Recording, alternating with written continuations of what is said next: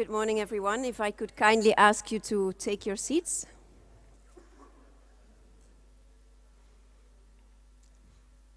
You're very obedient, I like that.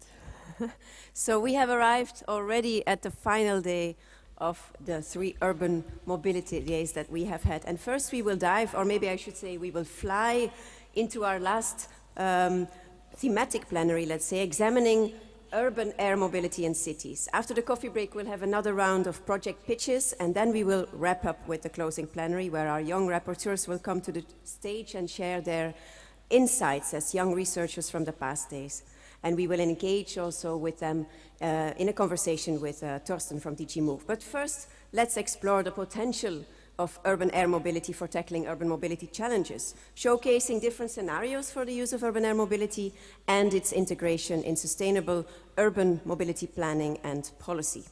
Our moderator for this session will be Charlotte Nørlund-Mathisen, Policy Advisor at the Cabinet of Transport Commissioner Adina Valean. So, Charlotte, I kindly invite you to come to the stage, as well as the panelists that will be joining her, which is Franziska Biermann from the Ministry of Economic Development at the City-State of Hamburg, Dejan Černek, Deputy Mayor of Ljubljana and member of the Policy Advisory Committee of Civitas, Jiri Karpeta, partner of Robodrone Industries, Koen Meuleman, co-founder and regulatory affairs person at Unifly, and Isabel van Doorne, Deputy Head of Unit of Innovation and Research at DG Move. The floor is yours.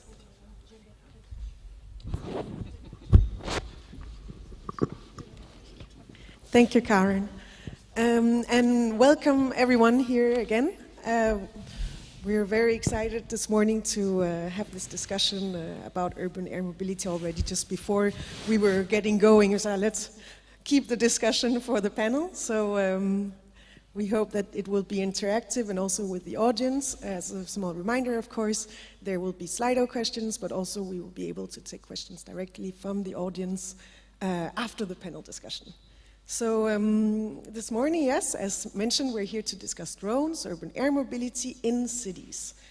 So where do we start? Well, let's start with the postulate that urban air mobility really can be a strong contributor to the twin digital and green transition.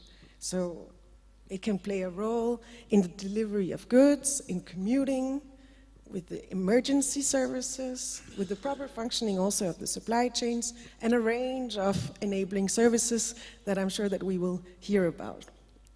So what next? Well, the EU, member states, cities, industries now need to show and ensure that these services can be safe and efficient, and that we have the safe and efficient environment, an ecosystem that develops. But we also need to address the society's concerns, notably in terms of safety, privacy, and environmental protection. Now, as part of this process, the Commission launched in 2016 U-Space. We won't go too much into the details today of the technical terms, but maybe just this is the key word probably in terms of regulatory aspects to know about. And it's an initiative basically aimed, or more than an initiative, a regulation aimed at ensuring the safe and secure integration of drones in the airspace through rules and regulations, basically, and more of that maybe at the end of this session.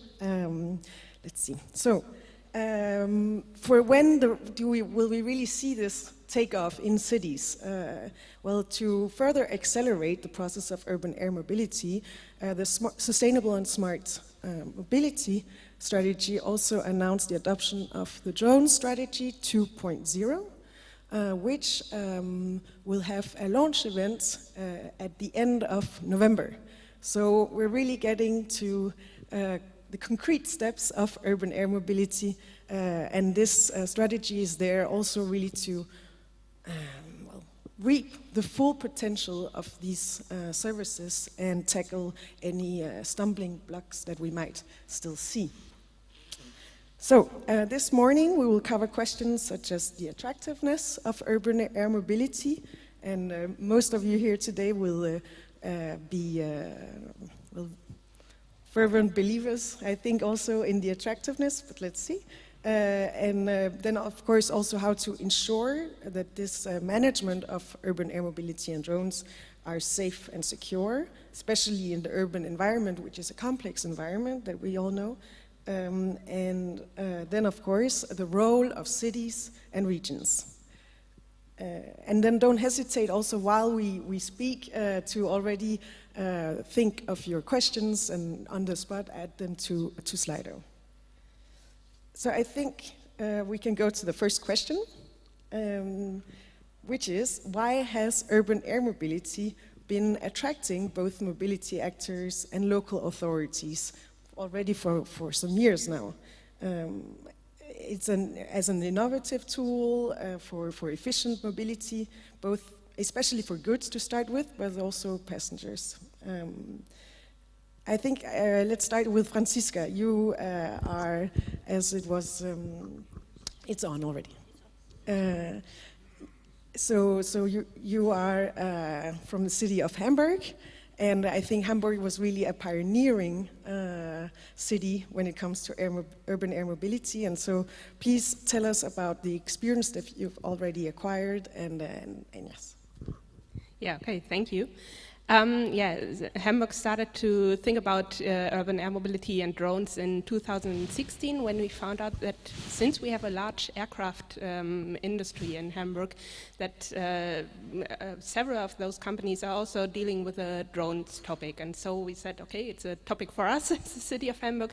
As you may see, I'm head of cluster policy in Hamburg, and we have a cluster Hamburg Aviation with all companies. It's about 300 companies dealing with aviation, so we think, UAM has become a topic for us to include in our network, in our cluster, and we founded a sub-network called Windrove for the use space, for the UAM purpose, and then we started to think about how can we as a city establish those drone applications. And first of all, we thought about medical transport, because we think that we have a high acceptance for using drones for some of these applications. And of course, you can also think of things like the fire brigade, or doing some inspections with drones, so where we think we have a high public acceptance. Then in 2018, we joined the UIC2 network established by the European Union to collect all European cities that are engaged in that topic and want to share their knowledge with each other. And so I think it has become very, source of knowledge and good exchange for us to know how other cities deal with that topic. And so we have gone step by step, and now we have this medical goods project hopefully flying by the end of this year, but we also see the challenges that we have to overcome, because Hamburg is also part of controlled airspace due to the airport located near the city, and this is something quite hard to overcome. You need the same safety as in aviation before, so you have high standards to fulfill, and this has always been quite a challenge to overcome in Hamburg. Well, thank you for this. I think it already gives ideas, and but also, of course, you pinpoint some of the challenges that we will get into more in details, probably in this discussion. Diane, maybe we go to you now. You are vice mayor, as was said, of the city of Ljubljana, and you are also now invested in urban air mobility. Maybe not as long as Hamburg, but please tell us more about what attracted you to do so. Thank you very much for inviting us here.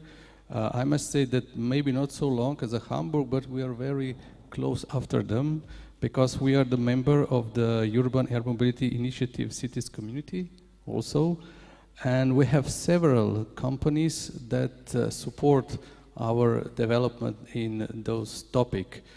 Ljubljana is very open for exploring and studying a new approach in transport and solutions, because, as you know, we like to be a livable city for everyone in all aspects.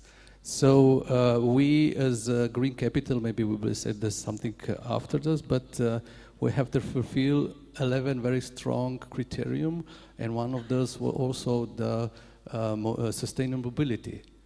And also, of course, in that time, this was 2016, drones was not so popular or so in progress. But now, of course, we have to think about those. So we have many stakeholders to deal with this. Also, we have some city lab approach, when there is a platform where everybody from stakeholder to citizens can apply, can give their thoughts, how they see what we are talking about, the problems about implemented the UAM to the city plans.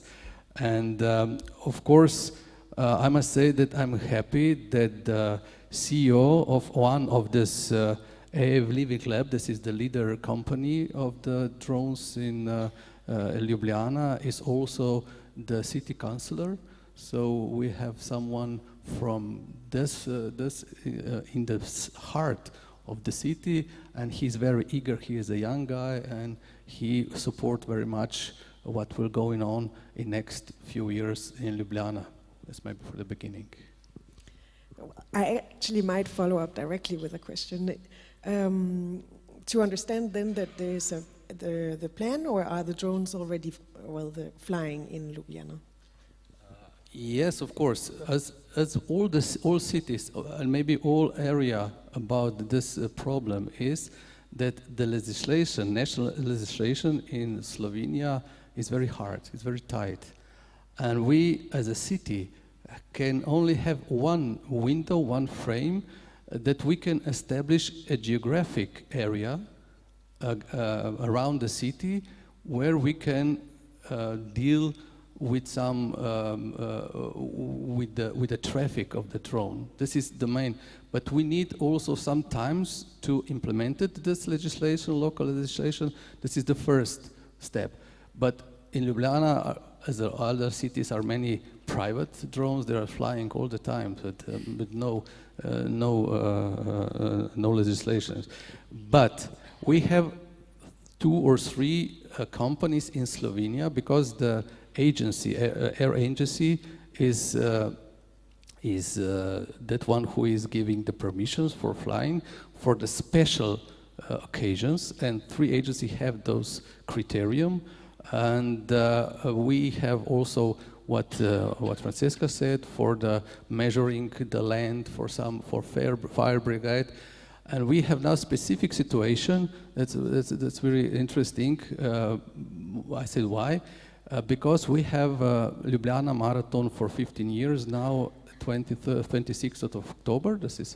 But this year, on this day, it will also the national elections for the president. And we have a problem because by the constitution, every citizen have to have 12-hour open approach to the voting places. But when you make a marathon, you close some streets.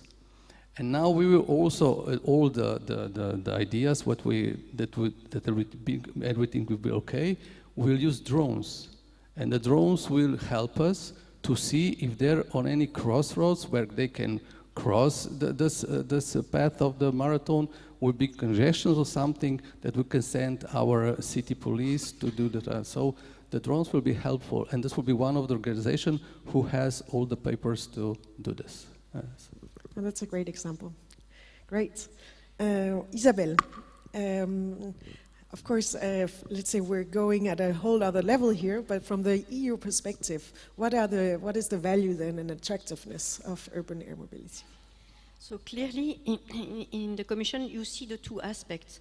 So you see the aspect of making sure that we have an harmonized EU framework for these new services to happen. And so we have the market development aspect, which is very important. And at the same time, we see also that we need to accompany the cities in welcoming such new services. And what we have noticed is that we have cities which are front runners, but you have also the others.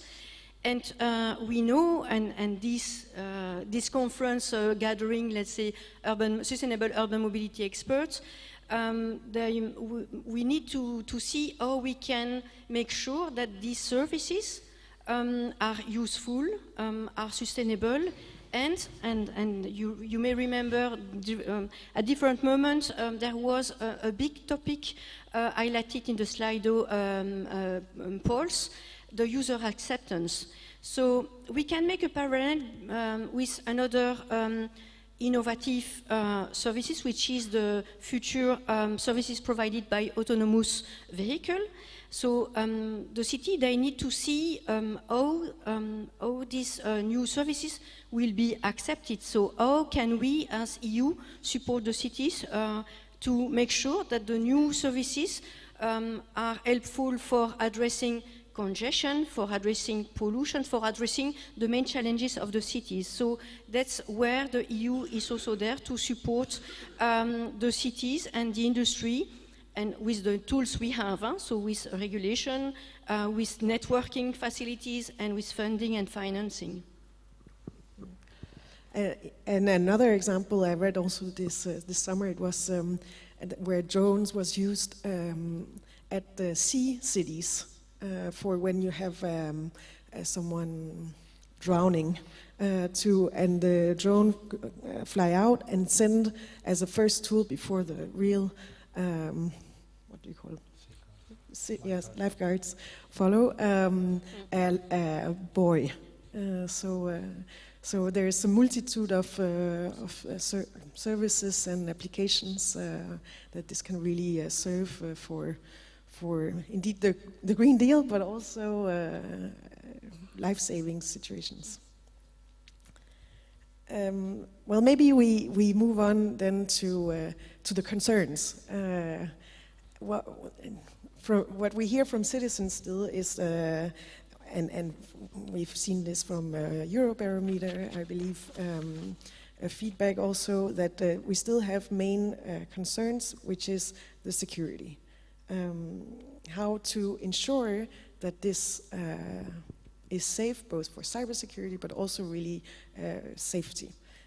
And so I think we don't need today to go into all the details of how drones are managed, but it is important still to talk about the management of urban air mobility, both in terms of how the drones are built and how from the manufacturer side, but also how the drones travel, let's say, in the airspace, because it's not completely random either. And here, Koen, I wanted to see with you, and if you first could tell us a little bit more about Unifly, what you do, what your role is, and what your role is for the safe and secure environment of. Yeah, thank you. First of all, Unifly, we are a software company. So what we develop is a traffic management system for drones.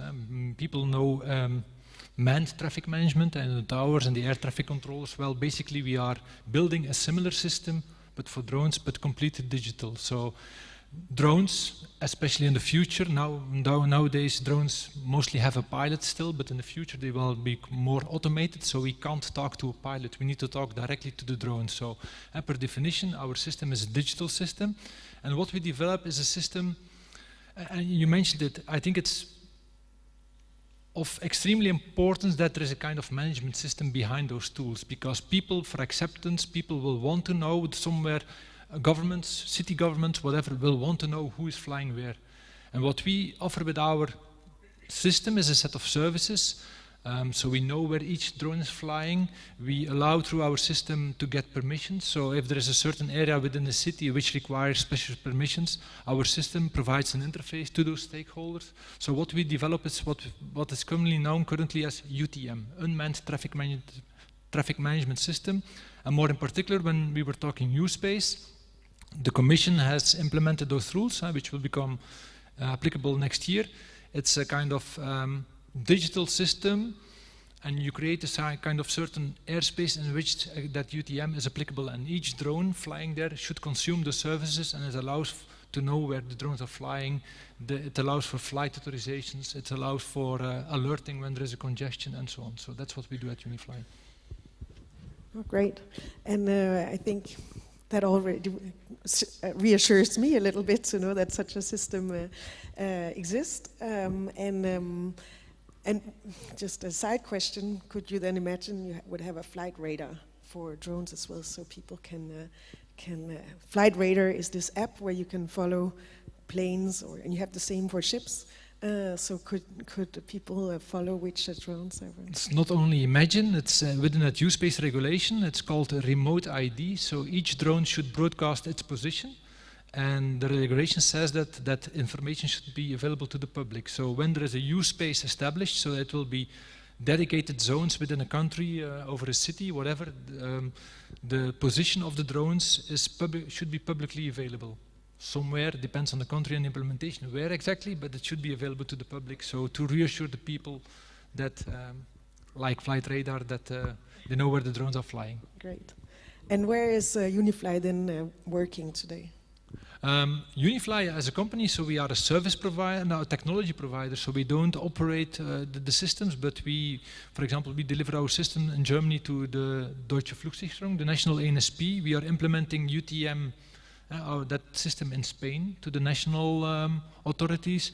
Outside Europe, in Canada, NAV Canada, the national ANSP uses our system, so each and every drone taking off in the controlled airspaces in Canada uses our system, has to coordinate through that system. So we have deployments in Bulgaria as well. So we provide our system to all the stakeholders which need such a system. And we are very closely involved in the use space regulatory framework as well. Great.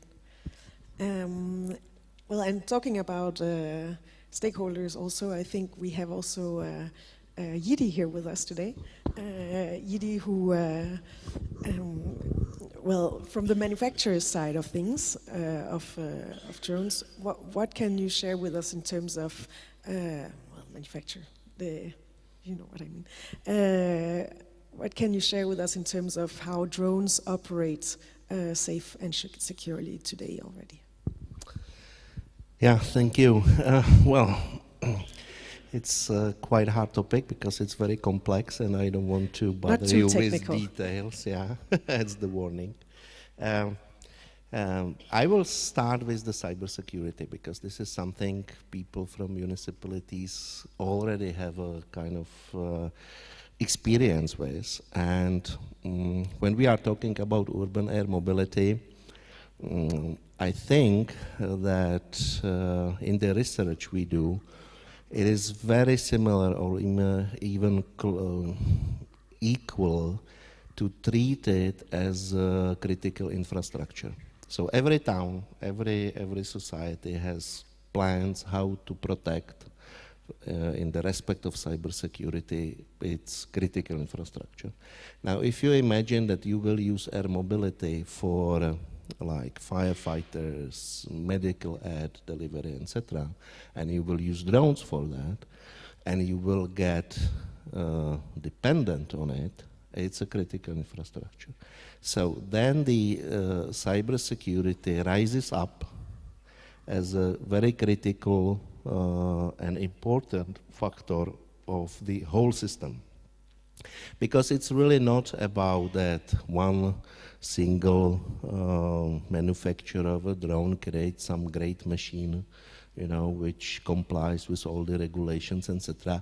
It's just the one part of a system, you know. And taking experience from aviation industry, well, mankind can do already, you know, flying machines which are quite reliable, let's say, you know. So it's not such a problem. But with the computer systems and cooperating computer systems, it's a totally different game. So for example, we will have the system which will manage the use space, the traffic. But then you have a system, for example, police, for the operational command, which actually says there is an alert, you know, we send these troops there, we send these commands there, and so these two need to cooperate. And it must be done in a safely manner. So no hacker can get in, etc. Well, to be a little bit up to the date, we know what's going on in Europe. And we know it's not only about the shooting in Ukraine, it's all cyber war already. So imagine you have implemented urban air mobility and some hacker from Moscow takes control of it. So this is, I would say, the most important aspect. Everything else, the mankind somehow already did, let's say. But this is a new challenge. That's a real challenge indeed. But I believe that in Europe we also have the means to protect. Well, solution of this is again quite complex because, you know, we already started to somehow protect critical infrastructure. They are either in military or police, etc. They are usually the states have kind of units which are taking care of it, but they are not used to cooperate in the way which will be probably needed here. Yeah. And it's not about also just that you will take just one particular system you want to implement somewhere and you go it and you somehow revise it, you know, and check all the stuff. No, it's not enough. You need to keep eye on, I would call it operational excellence, because the hackers not going through only through the holes in the system, as we know, but through the social engineering. So if they know the operators, you know, they somehow get in touch with them, you know, they can get in. So that the surface of intrusion is quite high. So this is all what we already started to research in some European project which is called Aurora. And it's opening, kind of eye-opener, you know, that all this stuff, urban air mobility, and it doesn't need to be air mobility, you know, it can be ground mobility, whatever, you know, it doesn't limit just, but the drones can be a more lethal, probably, weapons than the others. The second factor, as you asked about the security and the controllability of the system, is autonomy. As you already mentioned that the system needs to be automatic, etc. From the security point of view, the less people manage the system, the better. Because, as I said, you know, operators is the weakest point in this. So autonomy in the urban air mobility will be very strong theme. You know, so there will be no business case for whoever operator if there is a drone pilot. Drone pilot is so expensive, unreliable, you need to train them, they can make mistakes, etc., etc. Million of things, you know. So autonomy may actually help the security and reliability, but it needs to be done the right way. Thank you very much. And I think maybe also just to, on a side note, when it comes to cybersecurity, both at national level but also at EU level, we have also initiatives and legislation that is there to, well, ensure that we are protected, if you may say so. We have just recently proposed the Cybersecurity Resilience Act, and well, it's not a complete no man's land. Okay, I think we have a good picture here already now of where we're at with drones and urban air mobility, what the opportunities are, what the challenges are. So if we go a little bit into the situation and the environment of cities, then what should be the role of cities to ensure also the safety? Because of course we have the European level and we have the role of industries, but what about the cities? And how maybe could the sustainable urban mobility plans serve or be used also in this context? Dejan. Thank you. It's a very interesting debate, I must say. It's a very high level, high tech. But when you're in the city, you know, you have those gardens where the older people is working all day. We have a lot of older people now, we're old population. And when they see something flying, they don't have mobile to make an app and who is flying now. They just call to the mayor office and say, what is going on? Because in their mind, all those things now have cameras. This is problem. They don't think about, they are delivering something, they're good, and there's come a medicine for me, for my home. No, somebody is looking what I'm doing, and he will put this on the internet, and you know, this is the reality in the cities. But nevertheless, we are also talking about the autonomous drones, maybe taxi drones, and this is also connected to the urban planning in the cities, because we have to know where will be the station for those drones.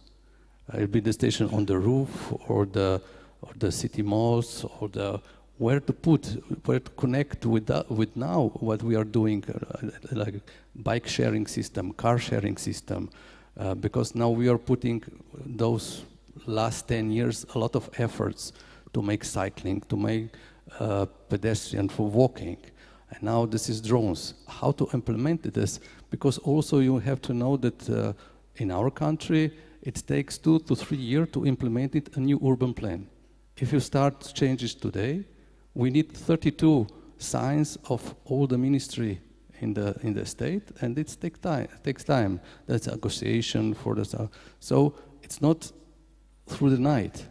So we have to go hand to hand with those people who are dealing with the drones and implementing this and thinking what is the best. But right now, as I heard, we don't know yet what is the best solution for drones. We know a little bit about the transporting drones for the delivery, what is very good because we also close the city center for the traffic. We gain 150,000 square meters of pedestrian, and we need some supplement there without cars, without to be. But we have to be careful that it is not too much, because all of a sudden there will be drones all over us. So it is a problem of the citizens and also the problem of the planning. But as I say, there is enough people who is smart enough, who have a vision, and we know that the drones and other vehicles is coming, and we have to prepare. Because we see now in Ljubljana, we weren't so much prepared for the electric scooters, because they said 2 years ago, yeah, they will come. Okay, we will deal when we come. But now they are here, and we are very careful about the public space. But those scooters are everywhere in the city, and we don't know how to put it somewhere, but okay, we are dealing now. So we have to be prepared for the drones, but it takes time. So we have to have those debates like today's, also with the producer, because we know also that the producers, as I know, they still don't have all the certificates to fly over the city. So, and we were just talking now on those days that we have to come forward with this defining the geographic area for the city to begin with something that we can be part of the planning drones to fly over the Ljubljana. But this is step by step, and the process is beginning now. That's what I can say for now, but we will see what we'll get. Oh, great. I think indeed cities are really the ones who are firsthand seeing how drones impact and behave in the obviously urban environment. So there is clearly, I think, a role for cities to play there. So maybe also, Franziska, what would your take be on the role for safety of cities? Okay, I could. First of all, I could only repeat what Dejan said. So it's all the topics he mentioned are the same for Hamburg and for any other city, I guess. I think what is most important is more what is the role, or how can the role look like, and with the USC2 network, we were able to bring our perspective as a city on the EU level and to be part of the regulatory process. So we had a manifesto, I think, in 2020 or 2021 on the multi-level governance of the urban sky. So we said it's not only a regulatory task at the EU level, but it's national level, but it's also local level. So imagine like with car traffic. So we at the local level do not do the certification of the cars, and we do not do the rules on and the regulation how cars can drive. But we say here's a street where cars are not allowed, or you can only have a certain speed. And so you have to, in analogy to this, you can do it with drones, so that we can say, okay, here drones are not allowed, and here are only drones of a certain size or noise allowed, or you cannot fly there at night or something like that. So we think this is a local task, because as Dejan said, in the end, people will call the local police if there's a drone and they want this drone over there. Oh, great. And Yidi, how do you see then the role of cities actually from the outside, and how is there a place for cities to collaborate directly also with drone manufacturers and industries? Sure, because it first starts from the scenario you want to implement, right? So what is the biggest value you want to start with urban air mobility? Let's say maybe let's say with the more future, let's say the taxi, okay? So let's say that we have all prepared, we have technology, and you want, as you said, because it's important, you need to plan in advance, so where will be the heliports or drone ports, etc. And it's not a technical issue, it's transportation issue, it's political issue, etc. So from this kind of requirements and business models, you will start to do the kind of local framework, and it's not, as I said, it's not the only manufacturers, but it's all the operators, software companies involved, security companies, all the chain, it's quite complex actually. So they will start to understand what will be the scenario, and then they, of course, start to adopt, For example, what should be the endurance of the vehicle, with the people? Is it for transportation from kind of suburb to the airport? So it takes 15 minutes. Then we need to have another 20 minutes as a kind of emergency, reserve, to do the emergency landing. So then you got it, okay, I need to fly at least 1 hour, for example, something like this. Carry 4 people, maybe autonomous, so there will be no pilot. Is it allowed or not? How it will be regulated. And all this creates the clear requirements, what will be reasonable. Manufacturers right now and researchers, that's the main field I'm operating in, are kind of pushing ideas, But if you ask them, what is the real business scenario behind it? When it comes to the real usage, they say, well, maybe somewhere, etc. So it's not that clear. And as normal, it's like with the cars, Manufacturers started to build the cars, there were no roads, Then the people, the mayors of the town say only 15 kilometers per hour. I think that Mr. Daimler, was driving his first car only 10, and people were walking around, and said, it's stupid, So it moved on. So it's kind of circle. So we will see the, development there in these circles, and it will probably evolve. But it's great that the towns, and this is your role locally, to create meaningful scenarios which will be acceptable by the citizens and really bring the real value. And Koen. Would you have something to add to all these things that have a lot has been said. I think cities, well, the issue of, it's the problem, at least it's an issue, drone regulation is aviation. And aviation now comes to the cities, but who will be most affected? It will be the cities. Aviation flies normally at 1-2 kilometers and they won't bother you, but now you will have drones flying into cities at 100-150 meters. So people, as you said, will be directly confronted. So for me, cities, local authorities are key, and then their role is a bit underestimated. I think they will be affected, so they should create a kind of vision, what they want to. I think they should be able probably to steer the use cases that they want to support. Do we want drones in our city to bring coffees to everybody, yes or no? Is this what we want or not? Because this will have a big impact.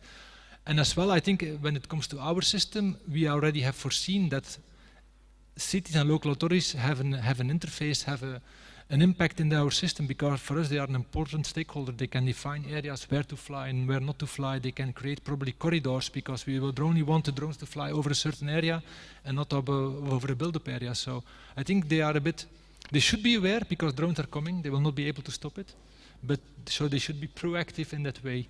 And they have probably the most important role, because it's aviation coming to your city on a scale you have never seen before. So be prepared, I would say. And we have some room in our system for you to deal with it. Maybe Isabelle to... I would like to compliment indeed, and thank you for such a statement, because what we have noticed in the aviation world, so as, let's say, urban mobility stakeholders from the Commission, we are invited to meetings held, supported by the safety agency, EASA, because for the safety they have groups, and they are the one proposing safety regulation. And we need to recognize that the effect of this group, the UIC2 group, was successful, because they went, and they are still going to the meeting to tell them, look, we are local authorities, we need to be taken into account, and now there is something in the regulation to take into account the authorities. We need to see how it will be implemented, but at least thanks to the effort of UIC2, we now have in the regulation an action for local authorities. So if we have other local authorities dealing with such innovative services, please join the UIC to join force, because indeed you have said we need that you come with your vision, and that's the role of the role. We hope that the UIC2 can contribute to that. Beside that, and I would like to come back to the planning approach. You know, everybody here know that we have the Sustainable Urban Mobility Planning approach. And when we were discussing last year or 18 months ago, I don't remember now, time flies, we said, okay, how can we bring urban air mobility to attention of the urban transport planner? And we decided to create a SUMP guide. So if you are not aware, please go to the LTIS website, and you will see that we have a topic guide on urban air mobility. Because and it was already said, we need to have, the SUMP is there also to have a vision about what is the mobility in cities, a longer term vision, because it's about that as well. Huh? We know that maybe drones will be soon in cities, maybe not. So let's see, because the other aspect of being part of the Sustainable Urban Mobility Planning is that you will have to consult your citizens. And then you will have the feedback of the citizens, and you will be able to work on this famous user acceptance. Vasilis is here in the group, and I have forgotten the term you use. It's citizens engagement. So it's really that the citizens will be committed to accept something above them. And this is quite important. In the discussion about autonomous cars, it's already difficult, but it is on the ground. Here, with the drone services, the authorities, beside the planning approach, will be also in charge of making sure that their citizens accept the services. And that's why it is important to work in following the guidelines, the principle of the Sustainable Urban Mobility Planning. Yuri. If I may build up on this one, thank you, because within the research project Aurora, we did a research among the citizens here in Brno. There were some 30 participants. So it's not much relevant. It was just a piece of cake, and but it gave us quite practical view and approach how people see it, because we were talking, urban air mobility, drones everywhere. How do you like it? What do you see? What are the issues, etc. And should there be corridors, and should there be areas from the town where drones never ever will fly? And their first question, everyone, every single person almost, it doesn't. There were no, engineers, etc. Nothing. They would say, "What's the purpose? Why the drones will fly?" And we say, "Well, for example, firefighters." And they'd say, "Oh, forget about any corridors. What if there is a fire somewhere else? So then the drone must fly outside the corridor. It's clear, So even these people, not educated in these aspects, etc., were bringing quite bright ideas. So I think it's very important to get the feedback from them. Of course, they said it needs to be safe. We will, the priority for us is noise. Of course, camera, privacy, etc. But you can learn a lot of aspects in your local environments which are important for the people. But on the other hand, to make this viable industry, we will need really to have some at least common sense or common framework and regulation. Not only that EASA brings something that the drones can fly only 100 meters high and that's it, punto. It's not enough. Because from the industry point of view, if you want to develop system, you cannot have different versions for different town. It will not be profitable. We will not be able to replicate and make the business case. Yes. No, it's very interesting, but I must say what Koen said, that people who is working on these drones, they are in the other world, in the future world. But we in the city have to finish till the end of 33 the sewage system, because all the people in our city doesn't have sewage yet. So we are on the ground, very ground, and we have all our available people doing this, buying the land for the private sector, to build, to make, who will doing. So we are very much in this. So we need, where is the people who will deal with this? So this is the problem. So first we have to save the sewage, then we go to the drones, because we are so co-financed with the European Union, so we have to finish till 2003. So there's also the problems. Okay. Yeah, no. No, thank you everyone for this. Very interesting discussion, and I think before we open the floor for Slido, I just wanted to hear from everyone then if you would have one main message or takeaway that you want to share with the audience online and here in the room about urban air mobility. Koen. I think urban air mobility gives quite some opportunity to cities. It's coming, regulation is being put in place. I think cities, local authorities should try to take their role, will have to take up their role, and will probably in the future play the most important role in accepting that mobility, that kind of mobility. So I would say please engage. Yes, please, Dejan. So thank you. We are of course prepared. That's my remarks was that we see the global thinking, of the cities, and of course we are pro for this. We know that the drones are coming.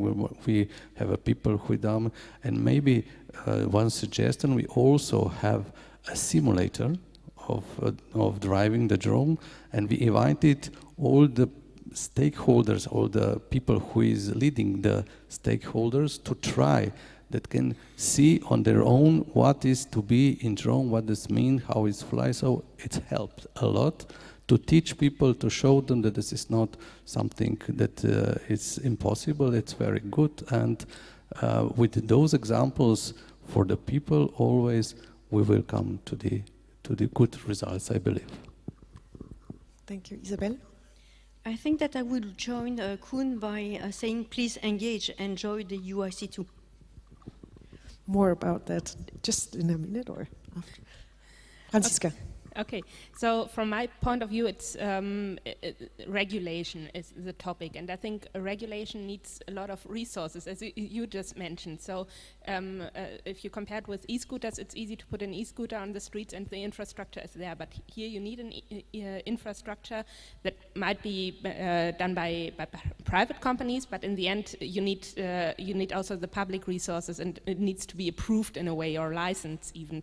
And I think this is the main challenge and the one obstacle to overcome if cities will engage to think about, that's a lot of for us to do as cities. So in Hamburg we have an advantage because since we are also a city-state within the Federal Republic, we have our own civil aviation authority. So we have a lot of knowledge, which is quite needed for implementing UAM. But cities that don't have this knowledge might stand there and don't know what to do in the first step. Yidi. Yeah.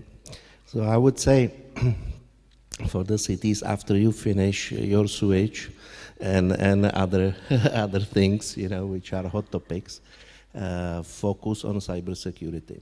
Just train your muscle in this area, whatever it takes, with the private companies involved or public resources. But all the infrastructure you will manage. And it's already there, but it will enlarge and enlarge, would have this as an Achilles heel. So I think that's the most important stuff. Thank you, everyone. Now, move on to the audience. And Slido, we do have questions, great. So let's see, what do we have? A lot of likes.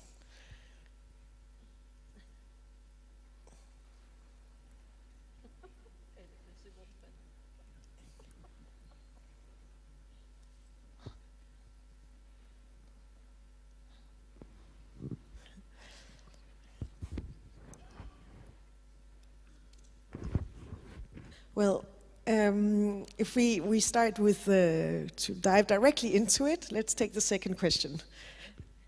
And so just to read it out, do we have only fervent believers on the urban air mobility here in the panel? Probably.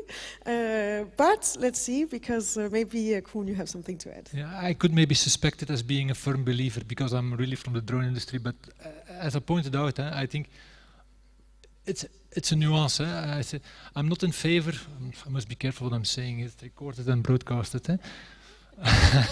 So we'll be careful. But is it sustainable? Is something that we want? And I think that we should accept as a society, as a city. I give the example of bringing a coffee. Is this? I think there are quite some valuable use cases, really valuable use cases, which might help, which might be fire brigades, that common, I would say, goods. Fire brigade, police that using drones, and maybe some medicine, medical transportation, blood samples, all those things. But do we want coffee bringing, for example? That's a social debate. So, firm believer. Yes, I think I see opportunities, but I also see some things that we as a community should accept and see what's possible.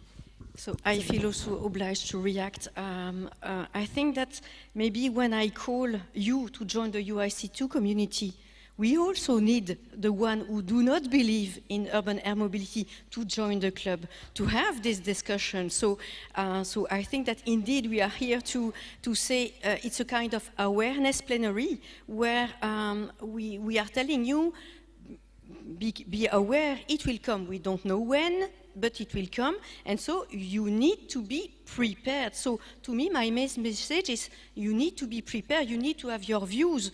I think that Thierry said you need to be prepared with your cybersecurity, you need to be prepared to make your voice heard in the working groups European level.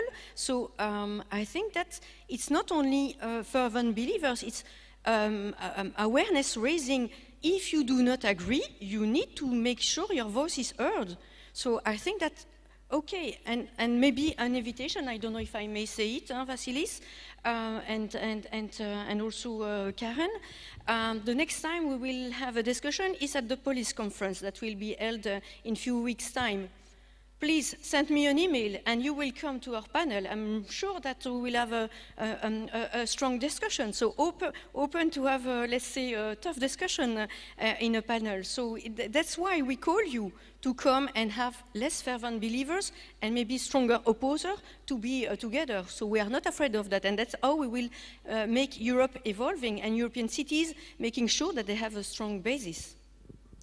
Thank you. And Franziska also. Yeah, first of all, I would say that we are not fervent believers in any kind of urban mobility. We think that medical transport is a good application because it saves time. You don't have congestion in the air. But of course, when it comes to air taxis, so we really ask, do we need them? So we don't have frequent helicopter traffic. We only have emergency helicopter traffic. And do we really think that we have one-to-one transports with air taxis? And we don't believe it up to now. It may come one day or the other, but not within the next couple of years. So this is the first thing. And I think also we started with kind of a hype maybe with UAM a few years ago. And I think since we see now the regulatory topics that are coming with drones, we know that it will be not like imagined that the sky is black and full of drones. And so one more thing, maybe as a city, of course, as a city representative, and the same will hold true for you, we have a broader perspective per se. Okay, super. Maybe I'm gonna jump into the first question, which is whether implementing urban air mobility in cities is a mobility policy objectives in the EU, I imagine. How is it meant to contribute to sustainable, exclamation point, transformation of urban mobility? Diane, maybe you want to? Yes, as I mentioned before, maybe just jump. When I say this is very fruitful and good discussion, we can extend it now that we can have only conference about this one, about this topic. And I'm sure that it will be truthful. But as I said, we close the city center for the traffic, but we have delivery from 6 to 10. And the delivery is still with normal cars. And if maybe only implemented this kind of delivery to this zone, I'm sure we will put down the CO2 emissions in this area. So I believe that somehow it is sustainable and more sustainable with the drones. It's about, I guess, using it in the right way and regulating it to ensure that there is a framework so that it's not a no man's land of drones, indeed. Yeah. Isabel. I may complement by saying, I guess that then, Chris, you consider that an electric vehicle is not a part of the sustainable urban mobility because the drones will be electric. Hopefully they will use clean energy, and we will not open this debate. And so, yes, if it is, as you have said, if it is the right tool, it will contribute to sustainable urban mobility. What does it mean, sustainable urban mobility? We could also have a debate about that, but we strongly believe that a sustainable urban mobility will be multimodal. And the new modes, being electrified and so on and so forth, can contribute to a sustainable urban mobility in livable city. But yeah, and again, I come back, if it is part of a sustainable urban mobility plan, then you will have done your homework and you will have done the pros and cons, you will have done the impact assessment, the environmental impact assessment, and then you will conclude that it is good or not. But if you do not do the work, how can we say it?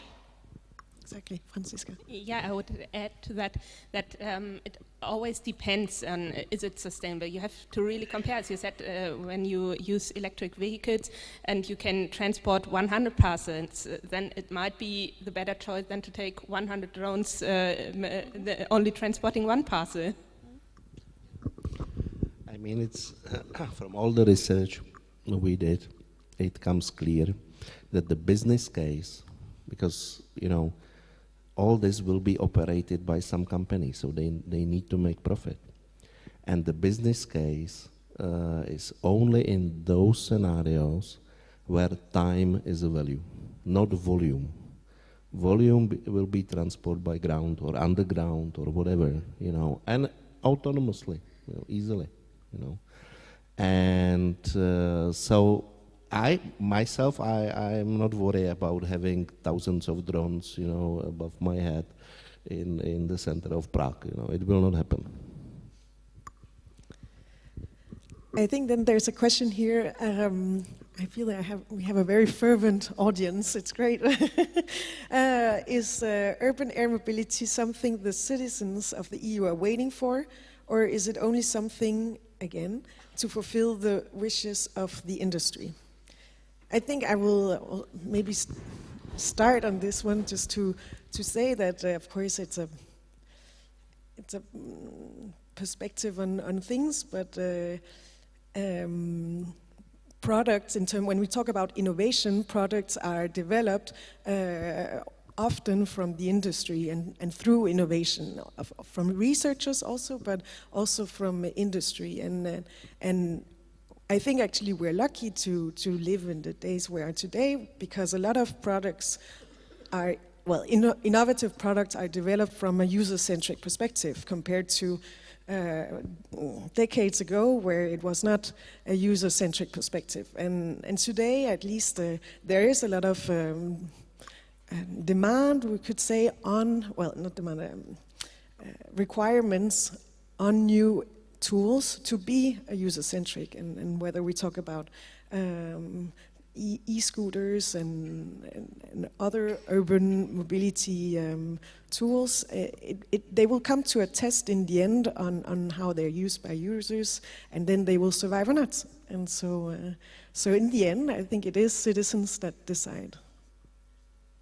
Anyone else wants to add to that one?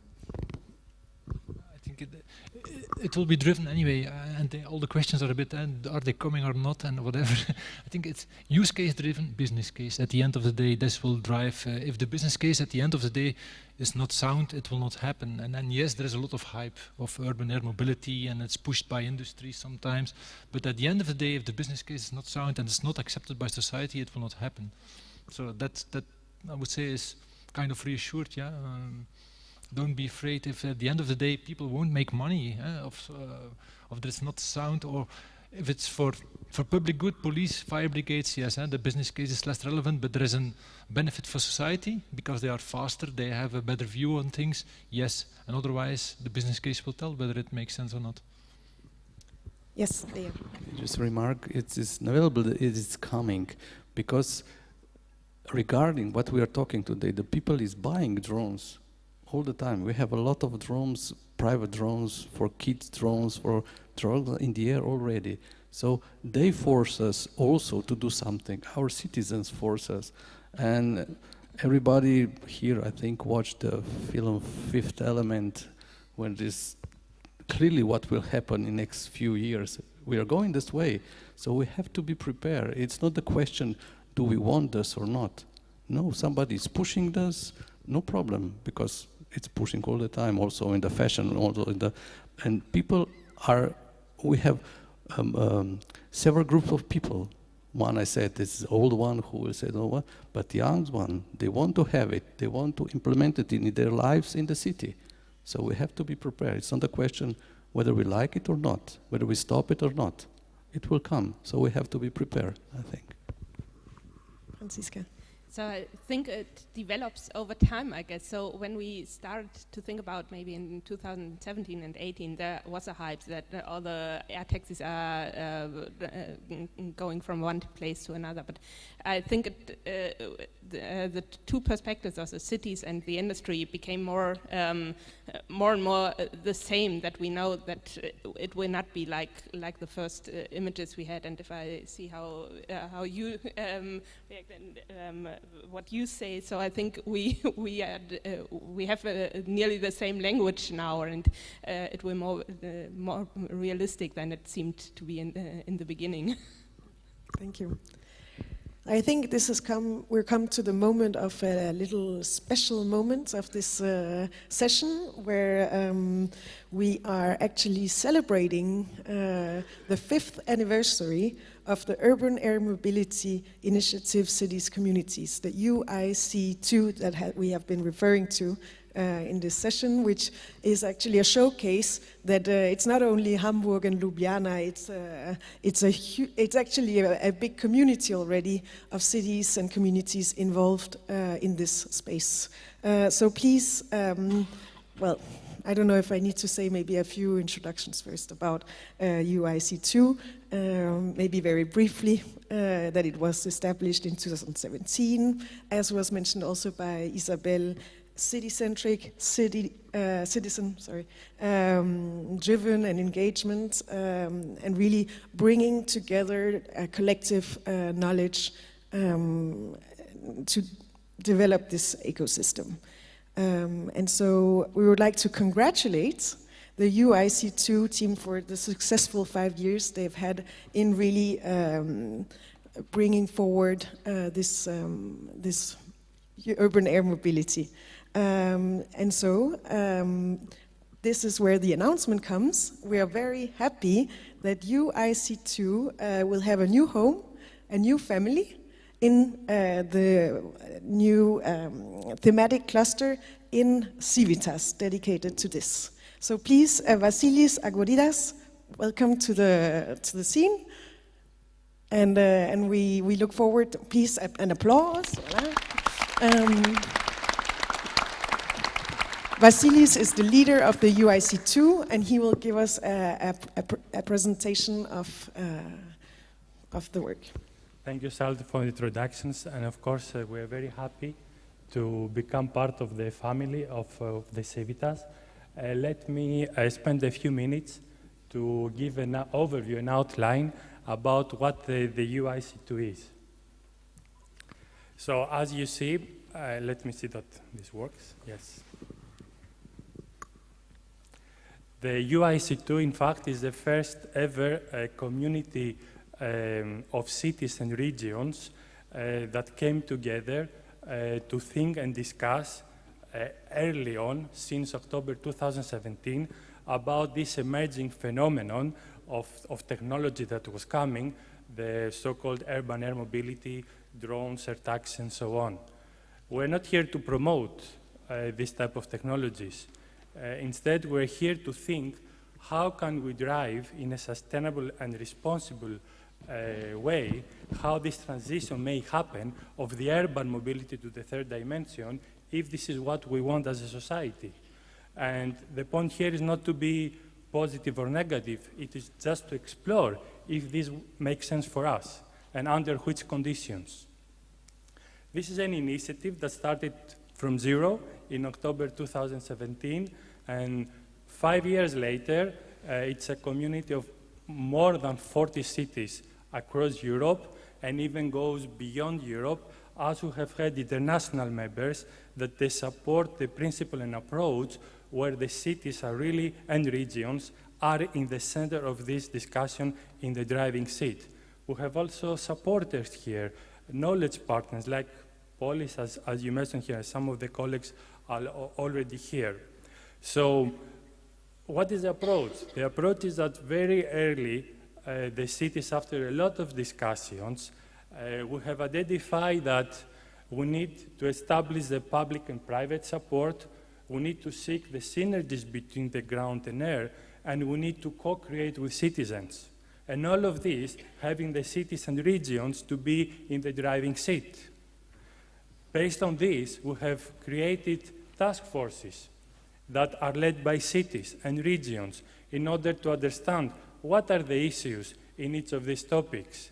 This is how, for example, we managed to be involved in the regulatory process of aviation. This is one of the perhaps unique times where cities have been part of an aviation regulation development team. So I think we don't have to underestimate here the value of the community, and what Isabel mentioned about joining the community, it is to join for a purpose. for a purpose to influence. And UIC2 has demonstrated that we can influence.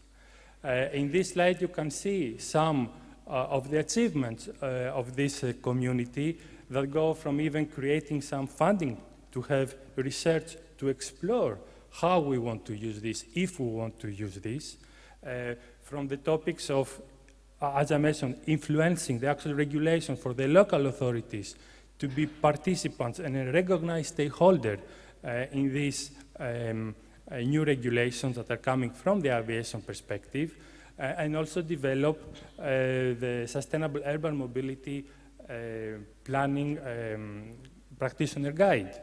These are just some of the parts, and of course it is to do all of this to collaborate and exchange with our urban mobility communities around Europe.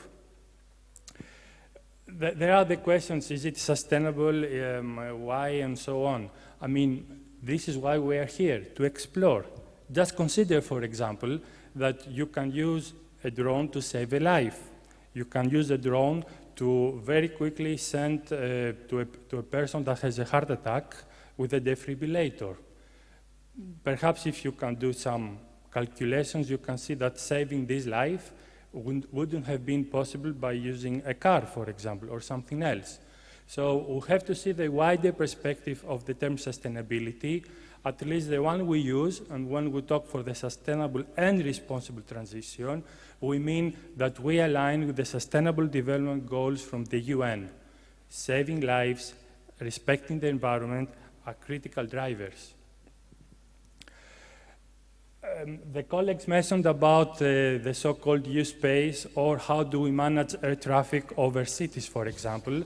And when the UIC2 realized how this U-space regulation was evolving, it actually intervened by writing a manifesto that it was presented in December 2020 during the Amsterdam Drone Week to very boldly say that cities, they see in fact this low-level airspace as an extension of the public space.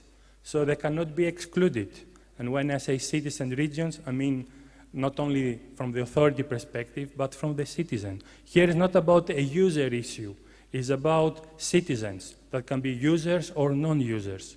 This has been supported by more than 30 regions and cities across Europe, whether they have been already or not members of the UIC2, by a number of associations, and even from the international partners. This has been the reason that the regulation has been updated, modified, to explicitly acknowledge the role of local authorities as a key stakeholder. This regulation will be applicable, will be finalized and published this fall, by the end of the year, and will be applicable from the 26th of January 2023. In fact, there will be a celebration of the first day of this implementation, applicability of this regulation in Finland, in Helsinki, organized by ASAM, the European Commission, Eurocontrol, and all the key institutions. This signpost also the opportunity for you as a local authority to capitalize on the Article 18F, which is the article that this manifesto influenced, about the coordination mechanism that is required to be developed in each member state. So this manifesto has not ended because this Article 18F is there. In fact, the real work starts now at a national level, where the local authorities need to collaborate with the national authorities in order to define how they want these coordination mechanisms to take place in their own country. That was one of the achievements. Another one, and has been mentioned also, has been the development of the SAMP guide that has used the principles of the SAMP, Sustainable Urban Mobility, try to use the experience of some of the cities of the UIC2 and come with some recommendations. I invite you to find this at this document at the LTI's website and have a look.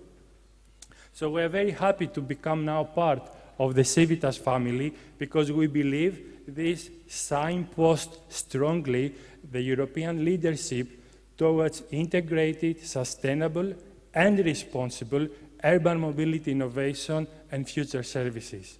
Thank you very much. Thank you, Vasilis. And maybe we will have a picture of everyone, because I think here in the room as well. Yes, I have seen many colleagues here, some of the cities are already with us, and also some of our partners like Polis and so on. So everybody who feels is part of this community, I would like to invite. Maybe let's do it just as soon as we finish. Then everyone is invited to the scene and to the picture with this. So please keep this slide up. Thank you. And of course, to repeat once more, every city and region is welcome to join, whether you like or you don't like drones. We're not here to like drones. We're here to shape how we want perhaps this to be used.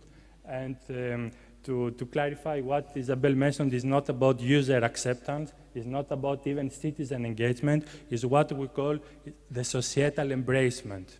Do we want to embrace it or not? Thank you. Thank you, Vasilis. So I think I would just say 2 words here then to conclude. Thank you everyone here for your contribution to the panel and everyone in the audience. I think it's the beginning of a lot of flourishment of brainstorming and food for thought and implementation also. So thank you all, and the discussions will continue also at Polis. And now for the picture. Please come over.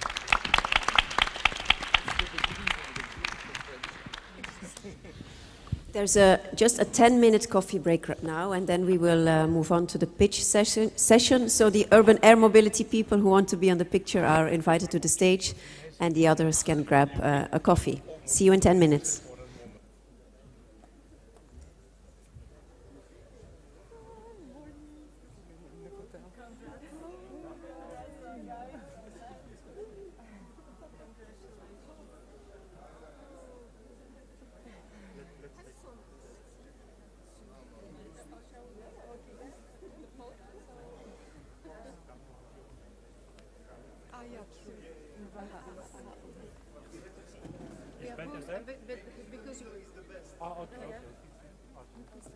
Will you also take some more then?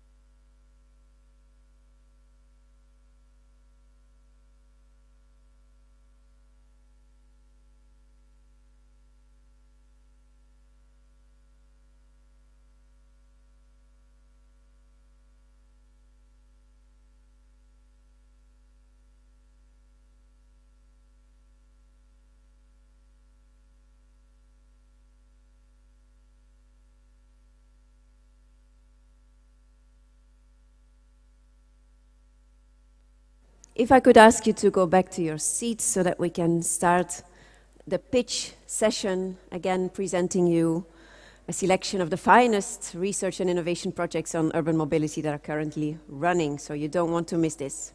I'm handing over to Catarina Azevedo, who will be coordinating this pitch session. Over to you, Catarina.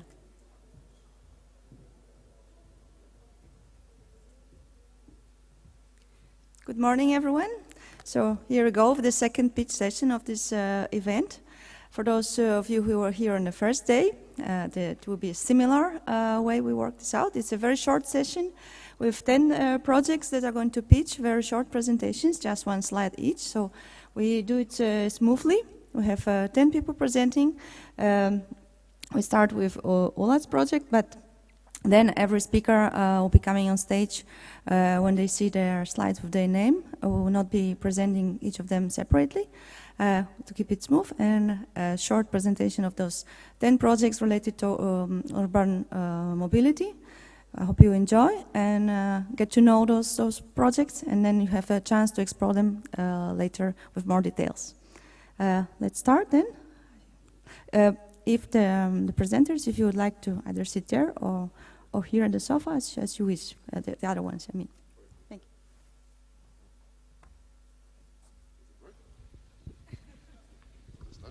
you. Oh, it works. So, okay, first project, ULAT's Urban Logistics as an on-demand service. And starting with the problems that we all share on the ground, we have an increase of delivery. Everybody learned how to order online during Corona. And the impact is we have many, many delivery vehicles on the streets and very negative impacts on other traffic. And the question also that we have to deal with is private micro-logistics is when you go with your own vehicle to grocery or do a trip with your family on the weekend. And ULATS delivers demonstration in 3 cities, which is Bremen, my hometown, it's Groningen in the Netherlands, and Mechelen near Brussels in Belgium. All the 3 cities are very bike-friendly, and that's also a chance that we can show what you can do with cargo bikes. You see one example, the urban micro-hubs with heavy cargo bikes, and that's not only for small parcels, but that kind of cargo bike can take up to 350 kilograms, so also a Euro pallet. And the average load is 68 kilograms. So that's also for B2B, to the business community, not only to the consumers, B2C. Another example, on-demand cargo hitching. You see an example from Mechelen. It's with automated vehicles, but to say it's also not an easy solution, because different to passengers that can board a vehicle by themselves, these parcels need to be handled. So it's not an easy solution. And last example, cargo bike sharing for private micro-logistics. That means what households can do and where they can use cargo bikes and use it as a shared service, so they don't have to own it. And just to give an example, first, it's done by our Cycle Federation. 57% of the trips replaced car trips. So that's also an option that we have to have in mind, not only looking at commercial delivery, but also what private households do. And all of that will come into recommendations for SAMs and SALPs, because ULATS is a project with active cities and is also coordinated by the city of Bremen. That's it. If you want to know more, go on the website. You're welcome, or ask me in the next coffee break. Thank you.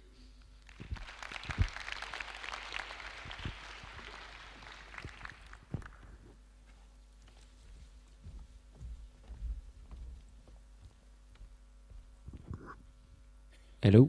Yeah. Hello, everyone. So I will present the Carbon Mile. So as you know, urban freight is facing a big challenge, which is reducing its environmental impact while deliveries in cities are increasing. This is a challenge we want to tackle with the Carbon Mile. It's a project starting now for 4 years. It's a project with 30 partners.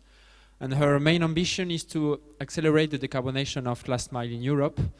More concretely, we want to prove that there are 5 fundamental pillars which are sufficient and necessary to make this transition possible. These 5 pillars being collaboration between stakeholders, regulation, integration of the logistic in the urban tissue and real estate, added value services to consolidate the business model, and the transversal pillar, which is digital tools and digital infrastructure. So to consolidate these five pillars, we'll implement logistic consolidation schemes in 8 living labs in Europe, 4 main ones being Hamburg, Nantes, Logroño, and Istanbul. And we'll have 8 living labs with very different contexts and size. And in each living lab, we'll test very different types of use cases to consolidate these pillars. So, for example, looking at the different types of freight we'll deal with, different modes of transport. We'll have a boat, for example, in Hamburg, psychologistics in a lot of living labs. And also looking at the type of consolidation point we will implement. It will be a combination of hubs, micro hubs, mobile or not, smart locos, etc. That's it. Feel free to contact us, follow us on the social network. Thank you very much.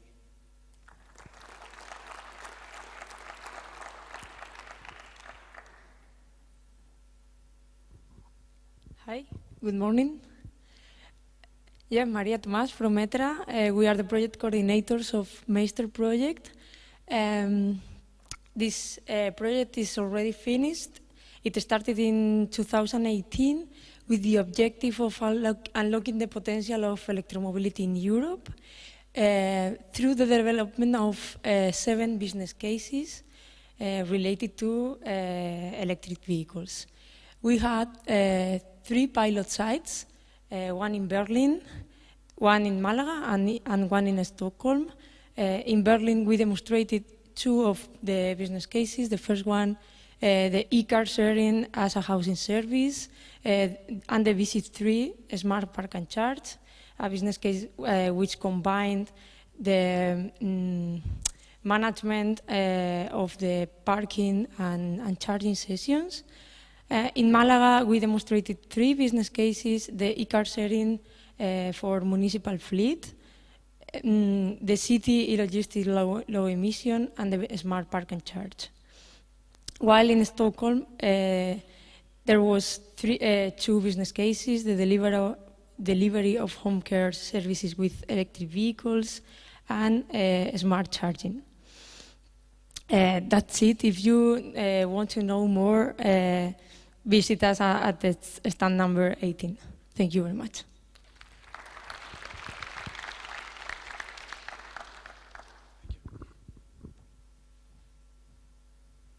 Good morning.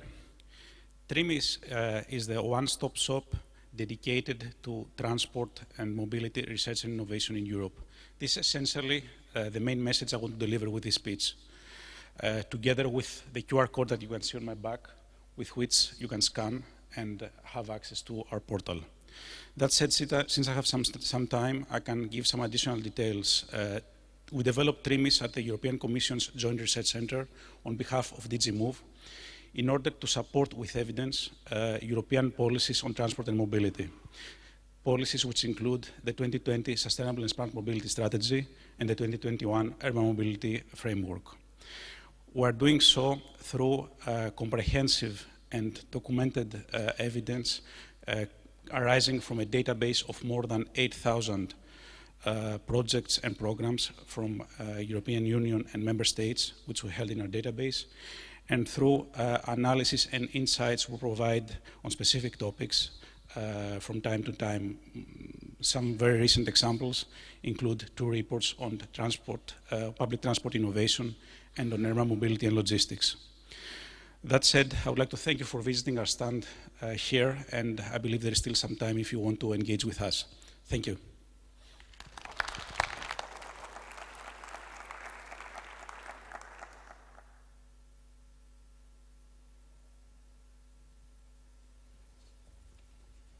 Yeah, hi everyone, Veronica from EIT Urban Mobility. I work in a department which is focused on market development, and in our company in general we are really passionate about matchmaking, and this is what it is about. The Entrance is a matchmaking platform. It's a project in which we participate together with 14 other partners. The point is to bring public authorities and innovators together so that they can achieve fast uptake of effective solutions in urban mobility. Of course, the overall aim is decarbonization.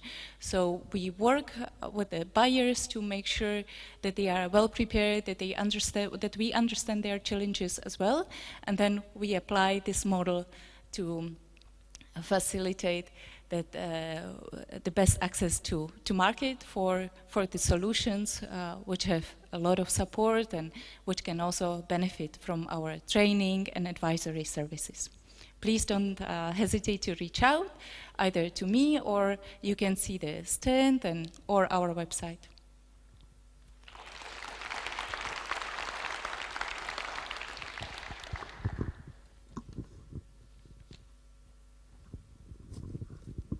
Hi, my name is Anna Westervelt, and I'm here with Fast Track. So Fast Track is helping cities accelerate the rollout of sustainable mobility innovations through knowledge exchange and capacity building.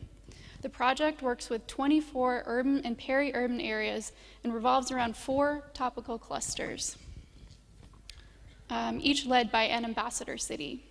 Throughout its learning program, featuring a bottom-up needs assessment, e-learning opportunities, and capacity building weeks, Fast Track brings together its community of local areas with experts and solution providers to overcome the barriers to innovation deployment. One such example of fast-tracking success is with the local affiliate city of Murcia. Early in the project, the city identified a need to take on a greater role governing its own urban logistics. Throughout the exchanges with peers, the city representatives learned how to set up preliminary conditions for exchange with international logistics operators and steer their transition towards cleaner, last-mile logistics, learning from the CULT project in Antwerp. By the end of this project, each of the 24 fast-track areas will have developed their own innovation deployment plans to ensure that the sustainable mobility innovations they've identified for their city are implemented smoothly and quickly. It's only through accelerated, urgent action like this that cities and towns will be able to achieve the transformation needed to secure a sustainable future for all. Thank you.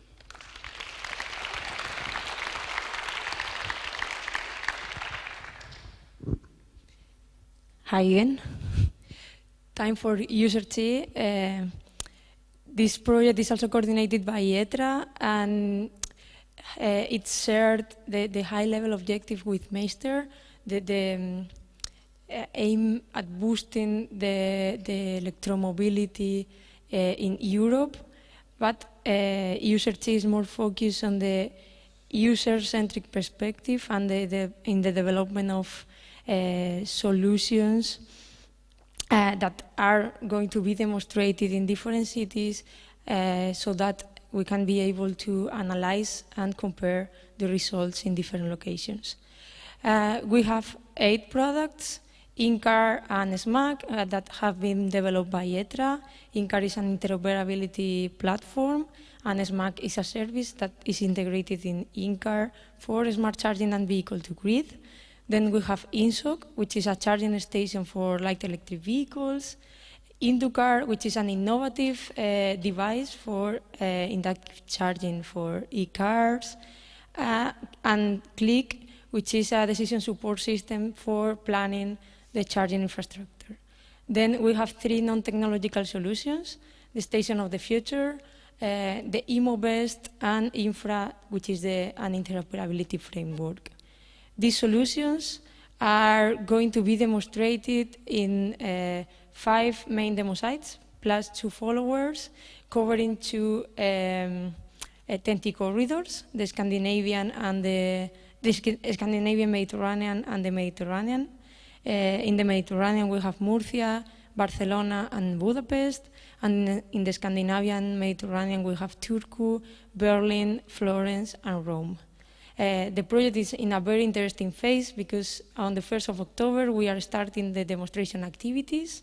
So stay tuned, follow us on social network, and if you have any question, I will be welcome to answer you. Thank you very much.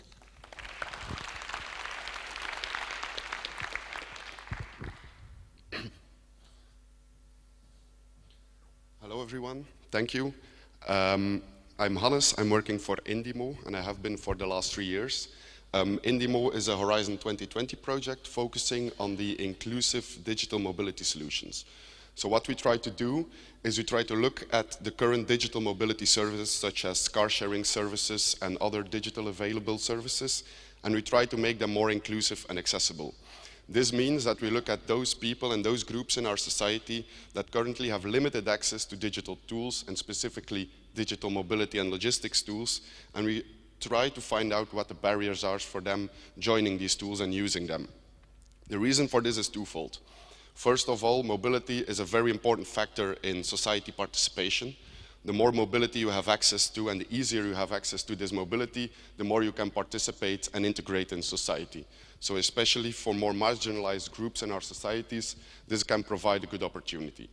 Secondly, we've heard the last few days that we want to meet very ambitious standards in climate neutral cities regarding mobility and other aspects, but we cannot do this only by contacting or with people who are highly educated and are already using these digital tools. We need everyone. So also the lower social classes and the people with limited education and financial funds. How do we do this? We have collected information from 5 pilot sites and a lot of external cities, and we worked with a lot of vulnerable groups to see what their barriers are.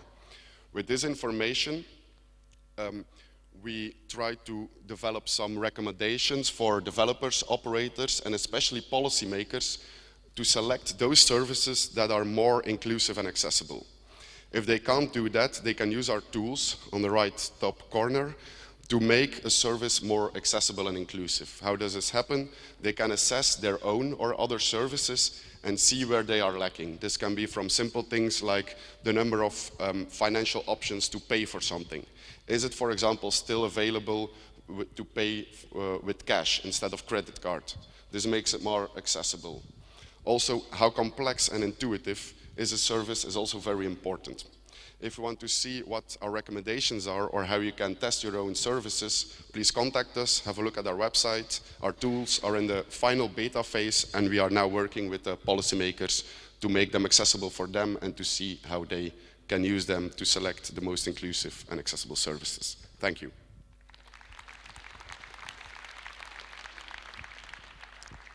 Hello, good morning everyone. I'm Giacomo Lozzi from TreLab Research Laboratory at the University of Roma 3, and we coordinate the Living Lab of Logistics of Rome, and we want to find a more effective way to engage urban freight stakeholders. So with the L3D projects, the idea is to use technology and storytelling together with a bit of gamification, and we are applying this approach to the preparation of the sustainable logistics plan of the metropolitan area of Rome. So the project revolves around 3 main steps. The first one is the design and questionnaire. So together with the stakeholders, we identify a first set of strategic policy areas and a list of measures that they consider relevant. And then we translate them into a questionnaire. At the second step, the software automatically converts the stakeholders' answers into a ranking of the top shared policy mixes. You see an example there, meaning that the most acceptable measures for the group of participants all together are included. So in this case, you see monitoring improvement, green procurement, preferential lanes for green vehicles, etc. And finally, we prepare short animations, so videos, to let the stakeholders assess the impacts. And so this set of policy mixes are assessed in a catchy way. This tool can be easily transferred and applied to other cities or policy domains, so if you're interested, just get in touch. Thank you.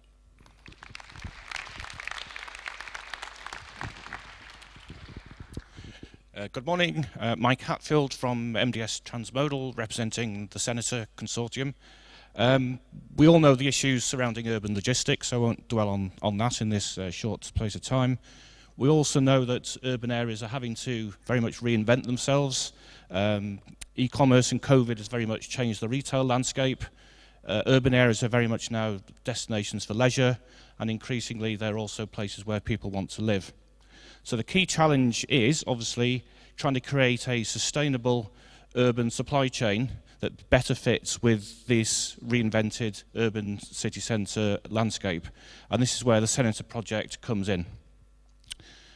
It is basically a Horizon 2020 funded research project. It's a proof of concept project, and it's looking at developing a digital system that will allow better collaboration between logistics operators to ensure that vehicles are more fully loaded when they enter an urban area, to reduce trips, and to ensure, for instance, that more sustainable modes like cargo bikes are used ahead of diesel-powered vans. The project is based on we've got two living labs to try and test the concept. One is the city of Zaragoza, and the other is the city of Dublin in Ireland. The commercial partners are Correos, the Spanish postal service, and Post, the Irish postal service. There's various tech companies that are doing the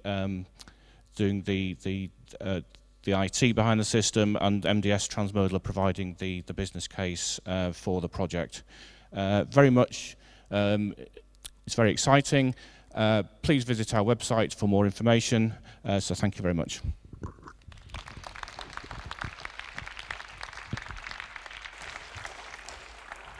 Thank you all very much. Thank you once again for keeping time so smoothly. I hope you all got interested to explore more about those 10 projects. And yes, they are all exciting and interesting, and for sure good results are coming out. Thank you once again. Good applause, please, for all speakers of these 10 projects.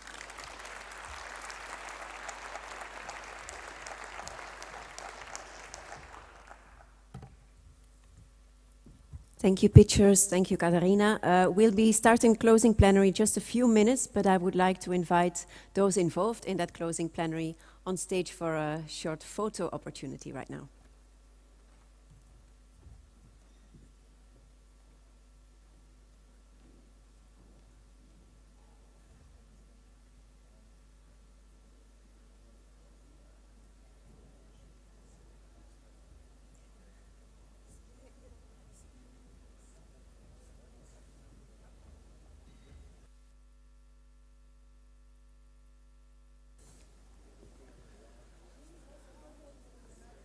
Yeah.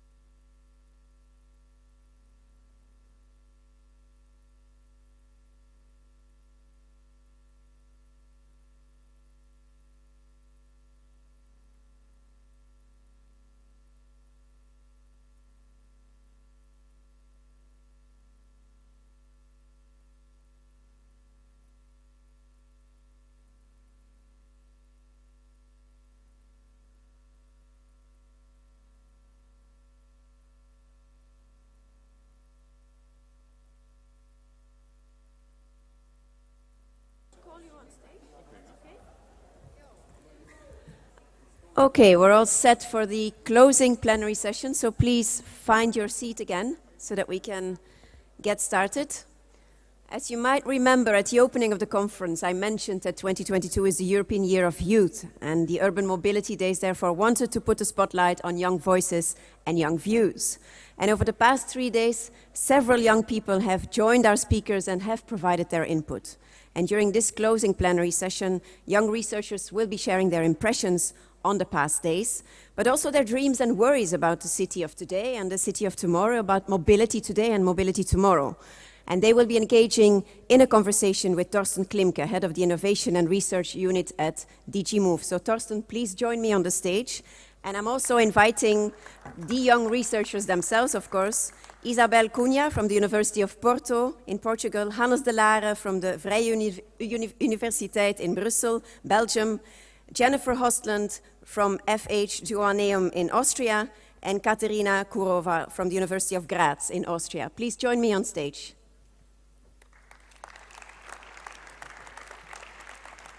So we're missing some young researchers, it seems. Young people, they are so unreliable.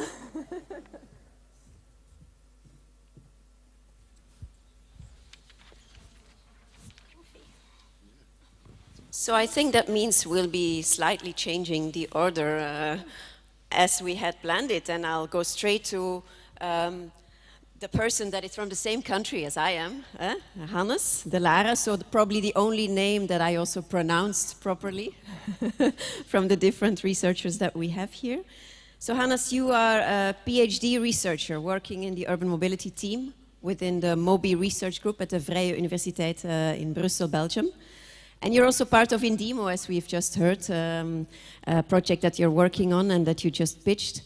And closely related to that are your main interests, which are sustainable and accessible digital mobility, which is indeed also the topic of Indimo. So you have been joining several sessions, the plenary on urban nodes, the session on climate neutral cities, the one on access regulations.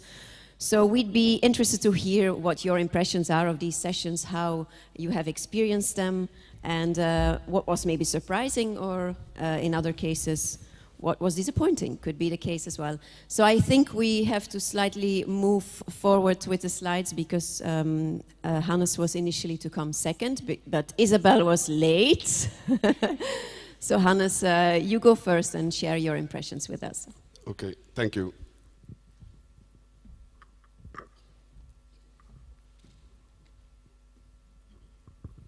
Waiting a minute on my slides. So if we could have the slide with the keywords that Hannes produced. Should be the next slide. Yes, that's the one. This is it. So first of all, thank you everyone for still being here. I know a conference of 3 days can be quite intensive, and keeping your concentration and listening to people on stage for 3 days in a row is not as easy as it sounds. So thank you very much. As was said, I joined 3 sessions. The first one on the Trans-European Transport Network on Tuesday, then one on climate neutral cities, and one on the access regulations in cities. Based on those sessions, I came up with some keynotes. I won't repeat what was said already, because I think if you wanted to hear what these people had to say, you would have joined the sessions. So it's more like an impression I have that I learned over the 3 days here. First of all, I want to talk about citizen participation, and more specifically, who can join. So as you already heard, I'm working in inclusion and accessibility of digital mobility. And over the last few days, I've heard a lot about participation, and we need to attract citizens, and we need to hear their opinions. But what I've also learned in my own research is that attracting citizens mostly means one thing, especially for research and complex issues like this, is that you attract high educated people. Mostly people who already share your vision, otherwise they wouldn't come to your information sessions or wouldn't join most of your participatory processes. What is much harder is getting those people who oppose your visions and also who are from different socioeconomic classes to join your sessions and to be able to be comfortable enough to voice their opinions. Because it's, in my opinion, only when we can hear the opinions of people we have missed so far that we can mobilize everyone for the goals we have set. Because climate neutral cities by 2030 is quite impressive. And if you ask me, will be very hard to achieve with only the high educated part of your population. So we also need to find ways how to integrate people who have been missing now so that they can also join this effort, because if we don't, we will miss our goals, in my opinion. Secondly, digitalization, not the only way forward. For the last 3 years, and a bit before as well, I've been working on digitalization of mobility. First, I did my thesis about MaaS, and that was about 6, 7 years ago, and MaaS would solve everything. And I firmly believed that. And I thought MaaS would be rolled out in 2 years, and all mobility would be centered, and it would be like Netflix, and everybody would use it. But over the last few years, in my own research, I've also noticed, and I've noticed it here as well, that digitalization is often seen as a solution, but never explained how it will exactly solve everything. We can digitalize data, we can digitalize tools, we can digitalize methods, but we need to spread them as well. It's not only enough to digitalize things, we need to provide access to those digital tools, and we need to explain them in a very simple and clear way to people who don't have access to them. Thirdly, harmonization. This is quite a positive note I've heard over the last 3 days. More and more people are communicating about how we can harmonize or make more uniform approaches. There is no one solution fits all, but it is necessary if we collect data, if we use certain methods and approaches, that we talk to each other about them, that we learn from each other. You cannot expect somebody who's doing qualitative research to suddenly be an expert in the quantitative part. We need to come together, share experiences, and only this way we can also tackle problems that are too far from our bed to solve on our own. Fourthly, clear communication. This is something I've noticed both here in the sessions I joined and in communicating to citizens.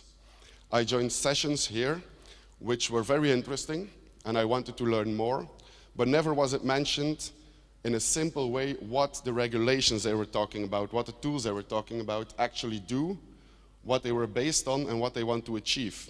I won't name them, but I've entered sessions which lost me completely after 15 minutes. Not because they were not interesting, but because people wanted to cram that much information in a 5-minute presentation that even people working in digital mobility or in other aspects couldn't follow. So how can we expect a citizen who's never seen anything of this to follow us in our opinion, and to follow us with changes we want to implement that they don't even understand? Then gentrification, the city for the rich. We are building the city of tomorrow. Cleaner air, a lot of green areas, nice housing, very good mobility, everybody has access to everything they want to. And in my own city in Ghent, gentrification mostly means one thing: very nice, very green, very cool, and very pricey. So what happens is that only the rich people remain in the city. And what happens next is that people with limited financial funds move outside the city, where housing is cheaper, where greener areas are mostly not as developed. And that results in them using a private car to come to the city, because transport from the hinterland to the city is mostly much more limited compared to within a city. So we need to look both, for example, in the nodes in Europe, not only to the big cities that provide us with transport and etc., but also what lies out, and who are the people living there? Why are the people living in the hinterland still using their private car? Don't they understand, or have we missed something? Then, introduction versus deep dive. If we want to communicate clearly to people, we need to say in advance how difficult it will be. If I join a session here about a concept that seems interesting, but they lose me after 15 minutes, then I will not be keen to repeat it. I will not join a next session. I will not talk to my peers about it. We need to be clear about things, how we communicate them. Is this a simple introduction, for example, in shared mobility, or is this a very important or difficult conversation about the regulations related to those? So we need to be clear what we are saying, both to each other in sessions like this, but also to the citizens and the people we are working with. And then lastly is a bit of self-criticism as well. Tools, tools, tools. I've presented my own tool, I think, 10 minutes ago. But what I've noticed over the last few days, and I can't even remember them all, everybody, and especially in European projects, we develop tools to solve problems. And everybody comes on a stage, even in the panel conversations, with their tool in mind, or their research in mind. We are not discussing the topic that was presenting, but we are presenting our own tool that will solve the whole issue. Use my tool and we can regulate access to a city. Use my tool and your parking policy will be perfect. Use my tool and your digital mobility service will be accessible to all. But we cannot forget that these tools are merely a method to be used and that the way forward is by communicating with each other and explaining what the results of these tools are to the people we are producing them for. And lastly, I want to thank you all for being here and thanking the city of Brno. And with a positive note, your micro-mobility is very well organized, especially the e-scooters. We have a lot of trouble with them in Belgium. So I hope if anybody from Brussels was here, they can have a look and we can learn a thing or two. Thank you very much. Thank you very much, Hannes. Very insightful and good overview of the impressions you've collected throughout the sessions you've been attending. And also a good lesson for us to learn that sometimes we're talking above people's heads or we think everybody's on the same page and actually it's not the case.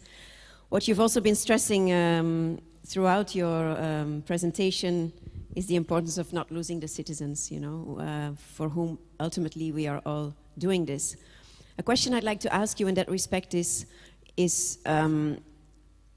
myself representing cities and regions and policymakers, the constant friction and tensions that they have to deal with is that what an individual citizen wants or thinks he, she needs is not necessarily the same as what the city as a whole needs. So how do you reconcile those two, in your view? Well, I don't think we need to answer or comply with everything every citizen wants, but I do think it's very important that every citizen, or at least every group, knows that they are heard. If you lose 1/3 of your population because they are difficult to access, for example, foreign groups in your cities, for example, people who are more secluded, if they are not heard, they will never accept a low emission zone because you've never clearly explained, you've never heard their issues, and even though if you hear them and they don't necessarily fit with the ambition of a city, they have the impression that their opinions were voiced and heard. And I think that's very important to both learn their barriers, but also for them to learn why it might be good to do things differently than they want them to be. Yeah, and explaining what you're doing and why you're doing it as a policymaker, of course, can help to create buy-in as well.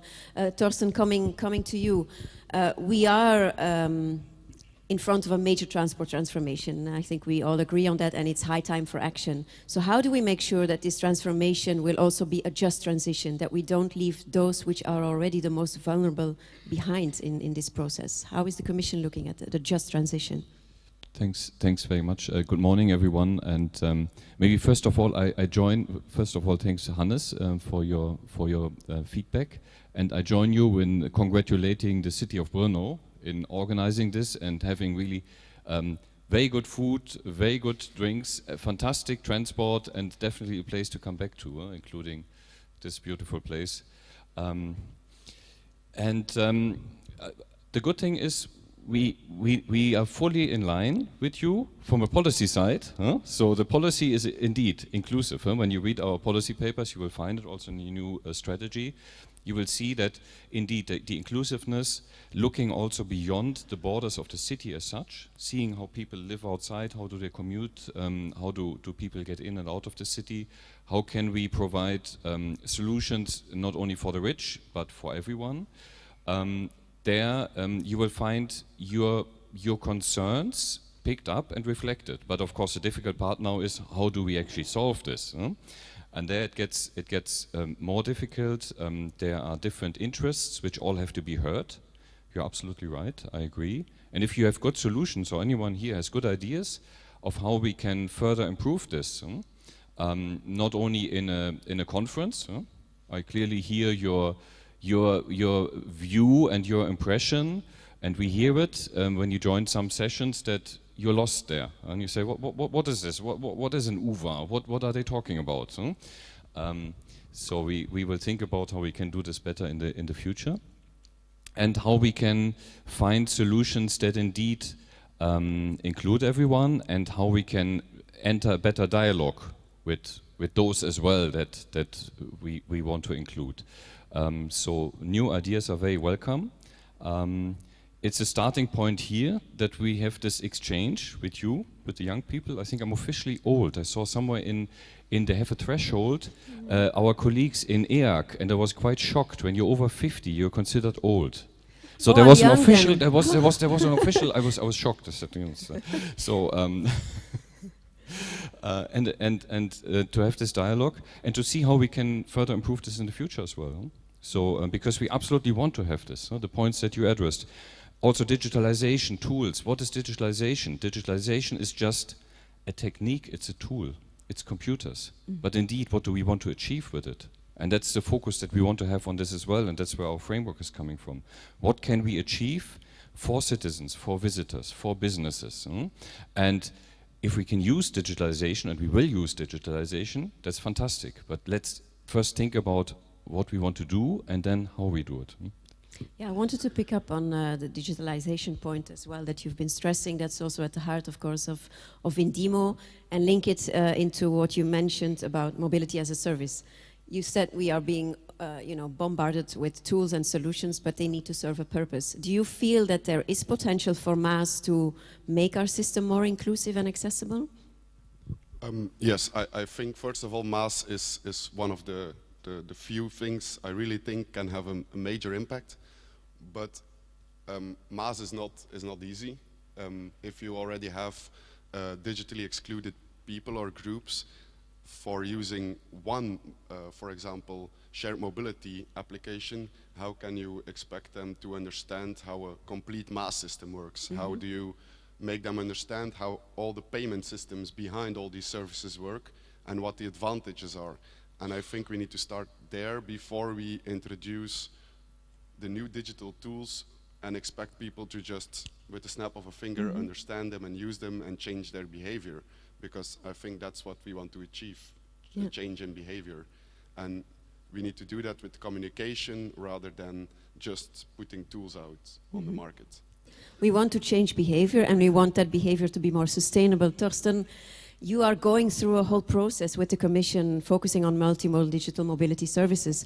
How are you going to make sure that MaaS doesn't become a tool where those modes that generate the most revenue are being pushed to the user, but those modes that are the most sustainable will be picked up? So how do you balance out the commercial and the public interests in a MaaS ecosystem? If you start a MaaS ecosystem, maybe at the local level, at the civic, let's say at the city level or at the regional level, there you have the sums. So you have actually this comprehensive analysis, and we had this discussion. Maybe we come later. One of you comes to the urban air mobility as well, and Isabel mentioned it there as well. And again, coming to the solution. So what is a problem that we are looking for, that we are searching a solution for? And all cities, all stakeholders, we as well, we all have thresholds, we have goals for sustainability. These are formulated in the Green Deal, cities address them in the SUMPs. So actually these are goals that you have to meet. And if you only go the commercial way and you don't think about sustainability, you will not meet them. And I don't think your citizens will be very happy either. So we need to indeed design them and not pick out just some elements, but see how they fit into the whole system. So mobility as a service and the digitalization part indeed can solve our door-to-door problem. The only real kind of door-to-door solution without changing the mode is the car. If you get directly into your garage downstairs and then you drive into the garage of your office or the shop or wherever, and then you're there.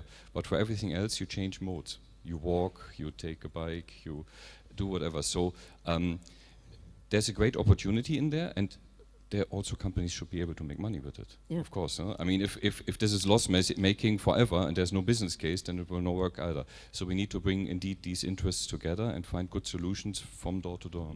Yeah. Okay. Thank you very much, Hannes. We'll come back to you later on, but now we'll move to our second researcher, who was initially our first researcher, Isabel Cunha. You're a doctoral student in spatial planning at the Faculty of Engineering of the University of Porto, and also a researcher at the Research Center for Territory, Transport and Environment. And you are focusing in particular on the equity impacts of bicycle planning and cycling infrastructure allocation in European cities. Very interesting topic, and also again linking into this inclusion aspect as well. So you've been joining the SUMP session, the Repower EU session, the Zero Emission Urban Logistics session, and the Urban Air Mobility plenary. So share your perspective on what you've been hearing over the past days. Thank you, Karen. Thank you, Thorsten, and thank you, everyone in the audience.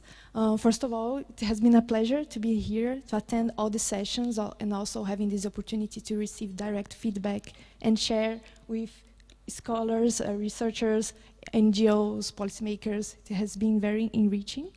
And I have attended several different sessions, and the first thing that I think is very important, it was very interesting to see the challenges tackled from different dimensions of transportation systems, not only public transport, active modes, but also in terms of air urban mobility or urban logistics. So for me, it was very enlightening, because when we are doing research, we are very focused on our topic of research. So it was very interesting. So I would just present my keywords during my sessions. So I have highlighted almost 10 keywords, and during this session I conclude that we are all facing this paradigm change. That means we are facing different challenges in terms of CO2 emissions. We need to tackle issues of climate change, also guarantee social inclusion in our cities, and also in terms of policymaking, regulation. So we need to change how we are dealing with some aspects of our transportation planning to tackle these new challenges. And the timing is ticking. We have a short time frame to address this problem. So we are here with innovative ideas to tackle these issues. And so for me, paradigm change is one of the keywords. And as for instance, I was in the session on SUMPs, and it was very interesting to see the challenging on how to implement these sustainable urban mobility plans at the different scales, these multi-layer scales that we have in our cities, regions, and national. So how we can standardize the application of SUMPs, how can we guarantee quality control, and how can we monitorize them. So it was, we had this very interesting session, a kind of workshop where participants engaged to give some answers to these main challenges. And I noticed that one thing that was very highlighted, it was how to support the local governance to definitely implement, apply, and understand some indicators. So how can we deal with these issues? And one of the answers or suggestions, it relates to, okay, we need to also think to support the basis. Someone who's living in the city, the local stakeholders, how can we create capacity for them to dialogue in between these different layers, so that they can also provide their input to this debate, and also improve also the implementation and the quality framework and so on. So from my perspective, one thing that I also was kind of missing from the other sessions is a little bit of a bottom-up approach, because I think it's very important to consider the issues of the local residents, what they think, what they want, and consider it into the planning decision-making process, because basically people are living there, is experiencing the city, and we are creating the city for the future generation. So I think we need to give our direct input to this, to development of this plan, and also how, and yeah, we can assess them. And one great strategy, I thought, that it was also highlighted, was employment of JASPERS to accelerate this exchange between multiple layers. So basically, policy framework, regulation, integration, it is encompass all these challenges of implementation of sustainable urban mobility plans.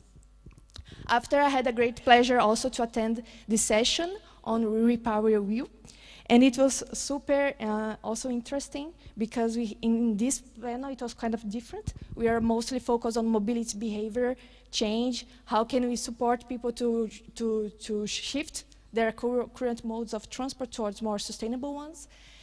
We had also great input from speakers from Ukraine, and I was very surprised about how the bicycle, for instance, can be not only the tool to support this transition towards sustainable modes, but also it's a tool that is an icon of hope. I mean, we are facing these terrible times that people are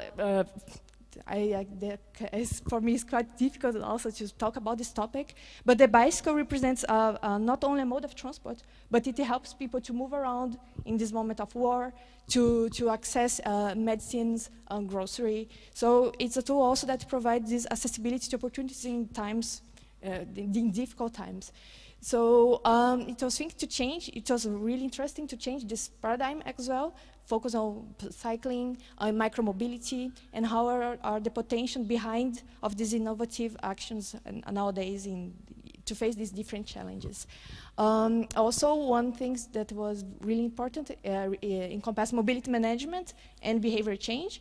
For instance, okay, we need to act in some sectors to change the mobility behavior towards more sustainable options. So we can also implement some awareness campaign in schools, at universities, in companies, to help people to understand their impact, their personal impact on the environment, and also to show them some tools or some strategies on how can they improve.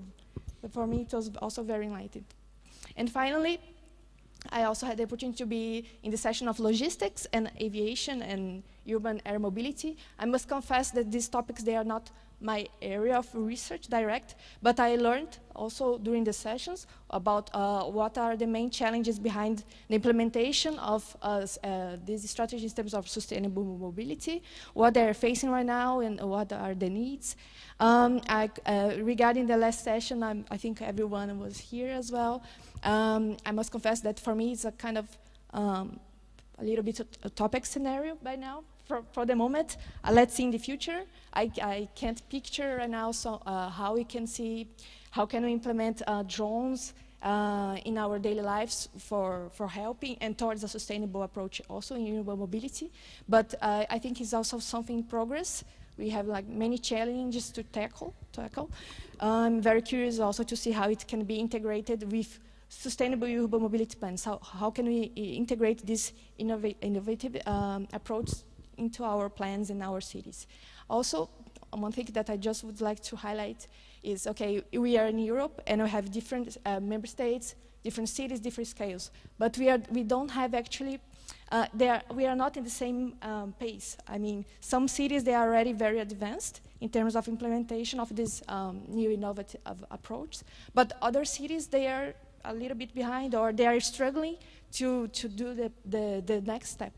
So we need to strengthen this conversation between different layers, and also give this, how can I say, yeah, basically we need to strengthen our collaboration. I think this word is very important. How we can collaborate with each other, not only in terms of policymakers, but also researchers, citizens, so that we can definitely arrive into a more comprehensive and also robust approach. And I think this is my contribution. Thank you. Thank you, Isabel. So remarkable also, again, this emphasis on citizens' involvement, bottom-up approaches, and not forgetting about who we are all doing this for. So you mentioned that it struck you also how cycling was associated with freedom and hope, and picking up on the topic that you are working on yourself, so equity and bicycle planning. So can you maybe share some impressions of the research that you're doing, and to what extent indeed cycling can be empowering and can enhance inclusion? Thank you for the question. I believe that cycling can be definitely a very important tool to provide possibilities for people who doesn't have access to different options or different modes of transport. For instance, we talk a lot about transport poverty and how can we increase accessibility for people in a situation of disadvantage. So how these people, they can actually access education facilities job opportunities if they don't have the means to access them, to be mobile. So basically, we can say that bicycle is a very simple mode of transport. It has been among us since a big, long period. And also, it's affordable, easy to use. And also, nowadays, with our innovative and also technology, we can also overcome slope very easily. So we can definitely adapt this mode of transport in our daily lives. And also, with the spread of bike sharing systems, for instance, we don't need to have our own bike. If you have inclusive bike sharing systems that we can pay a fee for an entire year, and then you okay, I can go to this station, take my bike, and I can also go to work, or I can integrate the use of bike sharing with public transport. I can go miles away, and I know that, okay, I can arrive back home in the end of the day. So in my opinion, I start to look at this mode of transport, basically think about these segments of society that they don't have access to other means of transport. And I realized actually that this topic, it has been gaining attention in recent years. Basically, the debate is concentrated in North America and also South America. But in Europe, most of the research are already focused on the equity impacts of, for instance, bike sharing systems and cycle infrastructure allocation. And in my view, I decided to go into this topic since I'm studying and working in Portugal. And in Portugal, they are about to start to implement some cycle infrastructure, like bicycle master plans, to integrate the whole municipality. And my idea was to understand to what extent these plans, they are tackling these specific groups of situations of disadvantage, and also involve policymakers and urban planners to understand if they grasp this idea, okay, can I use equity as a value of assessment? Can I use it instead of cost-benefit analysis, for instance? So it's something that I wanted just to start this debate and involve the local planners and understand their views. Very interesting. Torsten, I think we can all agree that active travel is going to play a major role in this transformation that we need to go through. You are dealing a lot with innovation, but is Europe also investing enough in active travel? You put a lot of money into digitalization, automation, electrification, but are you also investing enough in the basics? Active travel, public transport, the backbone? Aren't we focusing too much on the gadgets sometimes? I wish I could say we don't need to invest anymore because it's all done, and it works perfectly. It doesn't yet. We're going more and more into that direction. If you take, for example, the city's mission, the 100 climate neutral cities, where it is not about gadgets or something, but more about reducing also the energy use, increasing accessibility and other points. So we are supporting some demos, but there's so much we can do on a European level, and then implementation takes place on a local level. And also there support is available. We had a session here on financing, so money can be accessed for this as well. And there we're coming to this kind of governance level that Isabel, thank you very much, that you addressed and that you saw throughout the days. Because indeed, I mean, we have different governance levels. We have the European level. I'm sitting here for the European level. There are certain things we can do, we want to do, and others we can't do. And we don't even want to do. And we couldn't even if someone asked us, because we don't have the resources. At the same time, I'm also a citizen. So that's my plea to all of you. You're here in a certain function, but you're also local citizens. You can talk to your local administration, your local governance. You can launch initiatives. And you mentioned, Isabel, as well, the bikes for Ukraine. And when we are going back, we'll see, but that's more kind of a private initiative, whether we can get all the colleagues in the Commission to look in their sheds, to look in their garages and get out the bikes. So we can do stuff ourselves without having always to do this in the kind of official function. And we all can do this, so please tell us what we should do on the European level. But also think about maybe there's something that can be done on a national level. Talk to your governments, talk to your ministries. Or on the local level, talk to your mayor, talk to whoever is responsible there. So we can all take action on different levels. I think it's important that we have this direct dialogue also between the local and the European level, and I think very often we're allies and sometimes have to shake and wake up the national level in between a little bit as well. How do you experience it yourself in your country? Do you feel the national level is empowering the local level or rather not?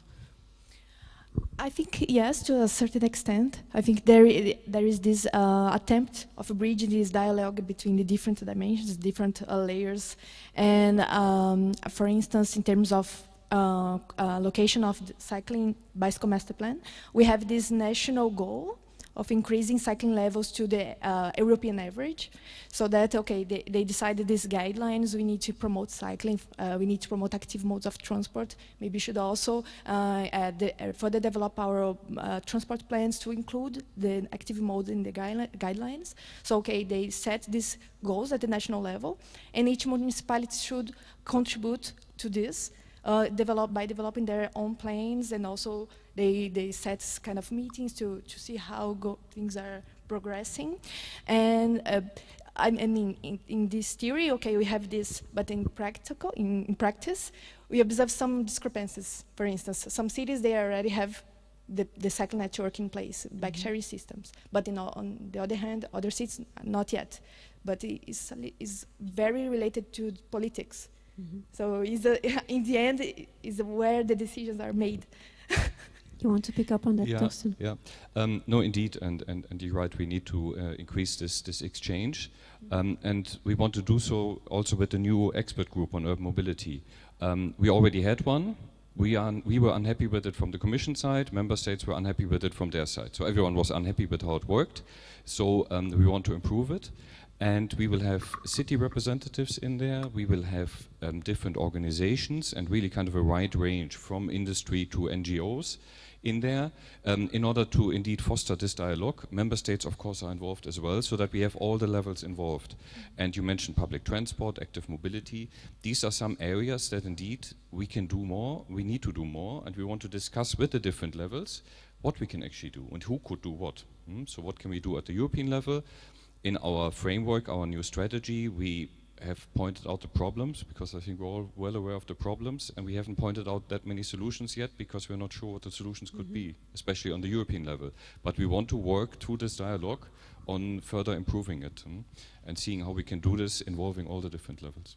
Yeah, we're definitely looking forward to the revamped expert group on urban mobility for sure. One last thing I want to pick up on that Isabel was highlighting, which is mobility management and behavioral change, and also the need for stakeholders to help us with that. And I think that's something you would like to recognize with a new award. Maybe you can tell us a bit about that. Yeah, thanks very much. No, indeed. Some of you are familiar with the awards we had in the past, the SAMP awards and others. Some of you have applied, some of you have even won them. But we thought it is time now to take another step, to have on one hand the cities, and recognize their efforts and their improvements, but also look more into the mobility management of kind of another level, of organizational level, so schools, companies, NGOs, SMEs, universities and others. So if they have good plans for mobility, so how they can actually make their mobility more sustainable for either the employees, for people visiting, for supplies. This is something we want to recognize as well. So we will quite soon publish a new award and a new competition. So please watch out on ELTIS. You will see it on ELTIS. You can already find kind of a landing page, but it won't give you too much information beyond what is mobility management. So you can already check there a little bit whether you think that your organization actually is doing something there. And we are opening it quite soon, and it will be open until the end of October. So if your organization, your university, your NGO, your school, your company is doing great things to make mobility more sustainable for the employees, for the visitors, for others, please do have a look and please do apply. It should be straightforward, hopefully enough. If you say, what should I put in there, there's always someone you can contact, but we're not expecting a Horizon Europe application for it. We rather want to hear about your good ideas. Okay, so please have a look. If you have done something good or you have plans to do something good, please have a look at this and apply for the prize. Okay, great. So time to move on to our next researcher, Jennifer. So Jenny Hostland is a Canadian civil engineer, specializing in transportation planning, and she has 5 years of professional experience based in Vancouver, Canada, and London, focusing on public transport planning, road safety, and transportation equity. She recently also completed her master's degree in energy and transport management in Austria at Joanneum, and she partnered with Holding Graz to better understand the long-term impacts of COVID-19 on urban mobility.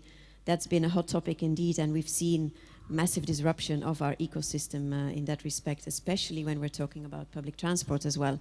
So I'd be interested to hear more about that later on, but maybe first share your impressions, Jennifer, of the sessions you've been attending. So the one on active modes and public transport, the one which looked beyond the borders of the EU, the one on safety, and the one on smart urban mobility.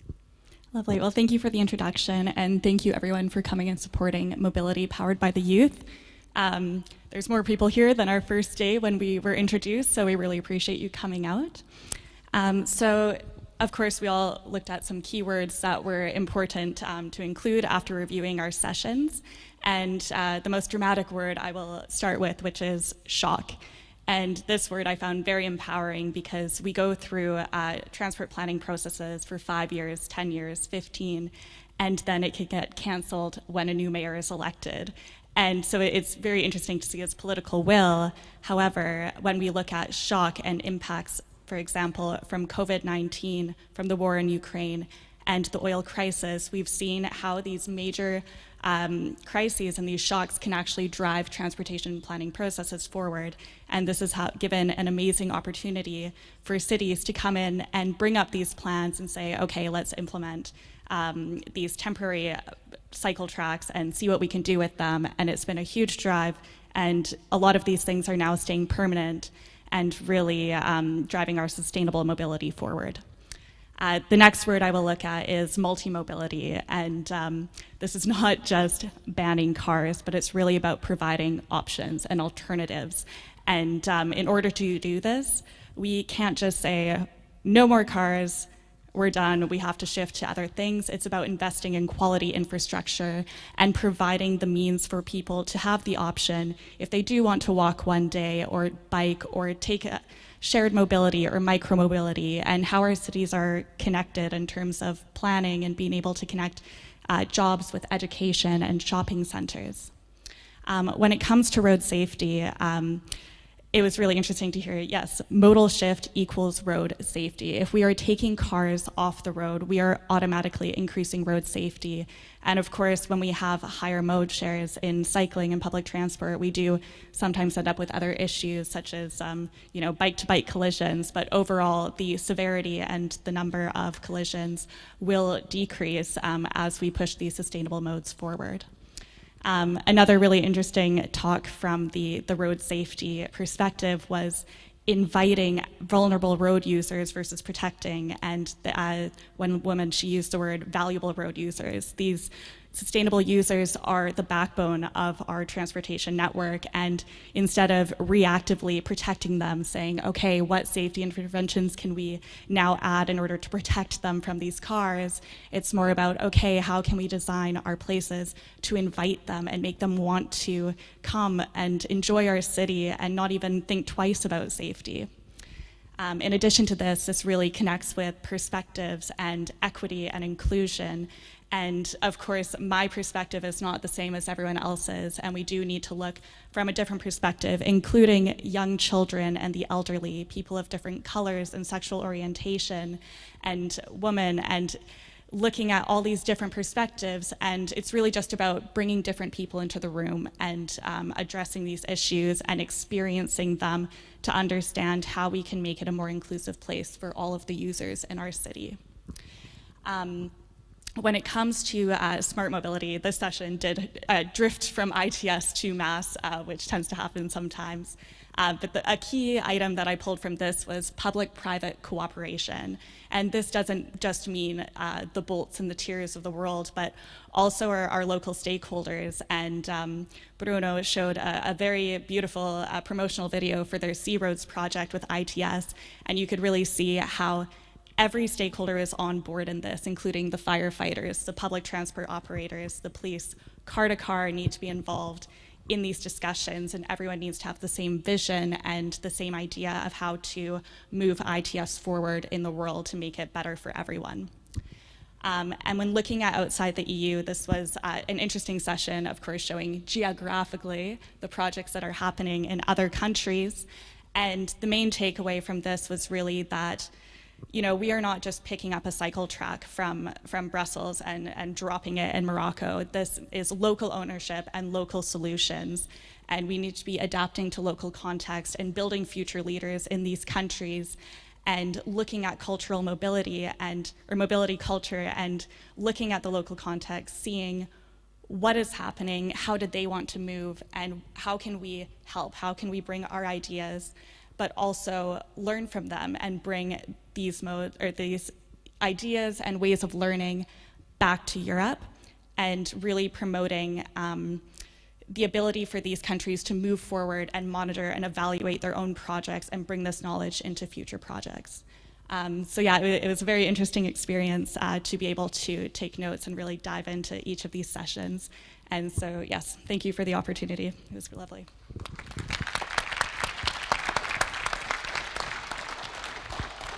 Thank you, Jenny. Well, you just mentioned, you know, international cooperation, or just looking also beyond the European borders. You're Canadian yourself. So what difference do you see between what's high on the agenda back in Canada and what is really hot in Europe? Is it similar? Can we learn from each other? Do you see striking differences in the way we are looking at urban mobility in particular? So it may not come to as a shock, but North America in general is a very car-centric culture. And we're kind of like the baby Europe. Canada's 150, 160 years old, and we have a lot of learning to do. And yeah, it's really about, we have these ideas that are definitely coming from Europe, and they're starting to grow in the North American context. But I think it's really about people being able to experience it. I know so many people who, they come to Europe and they say, wow, I had no idea that people could move like this, or that there could be a car-free city center, or that I can just arrive at an airport, take a train, and then get on a tram, and then get a shared bike. So I do think there's a lot of learning that can be done, and a lot of similar values and shared ideas that are slowly making their way. Are you investing in international cooperation as well, Torsten, from the side of the Commission? Do you want the short answer? The short answer is yes. Make it concrete, maybe? The longer answer is a bit longer. First of all, thank you very much, Jenny, for these insights. I take away two elements here: the kind of the shock, so the resilience, and the international. And indeed, you asked about the international first.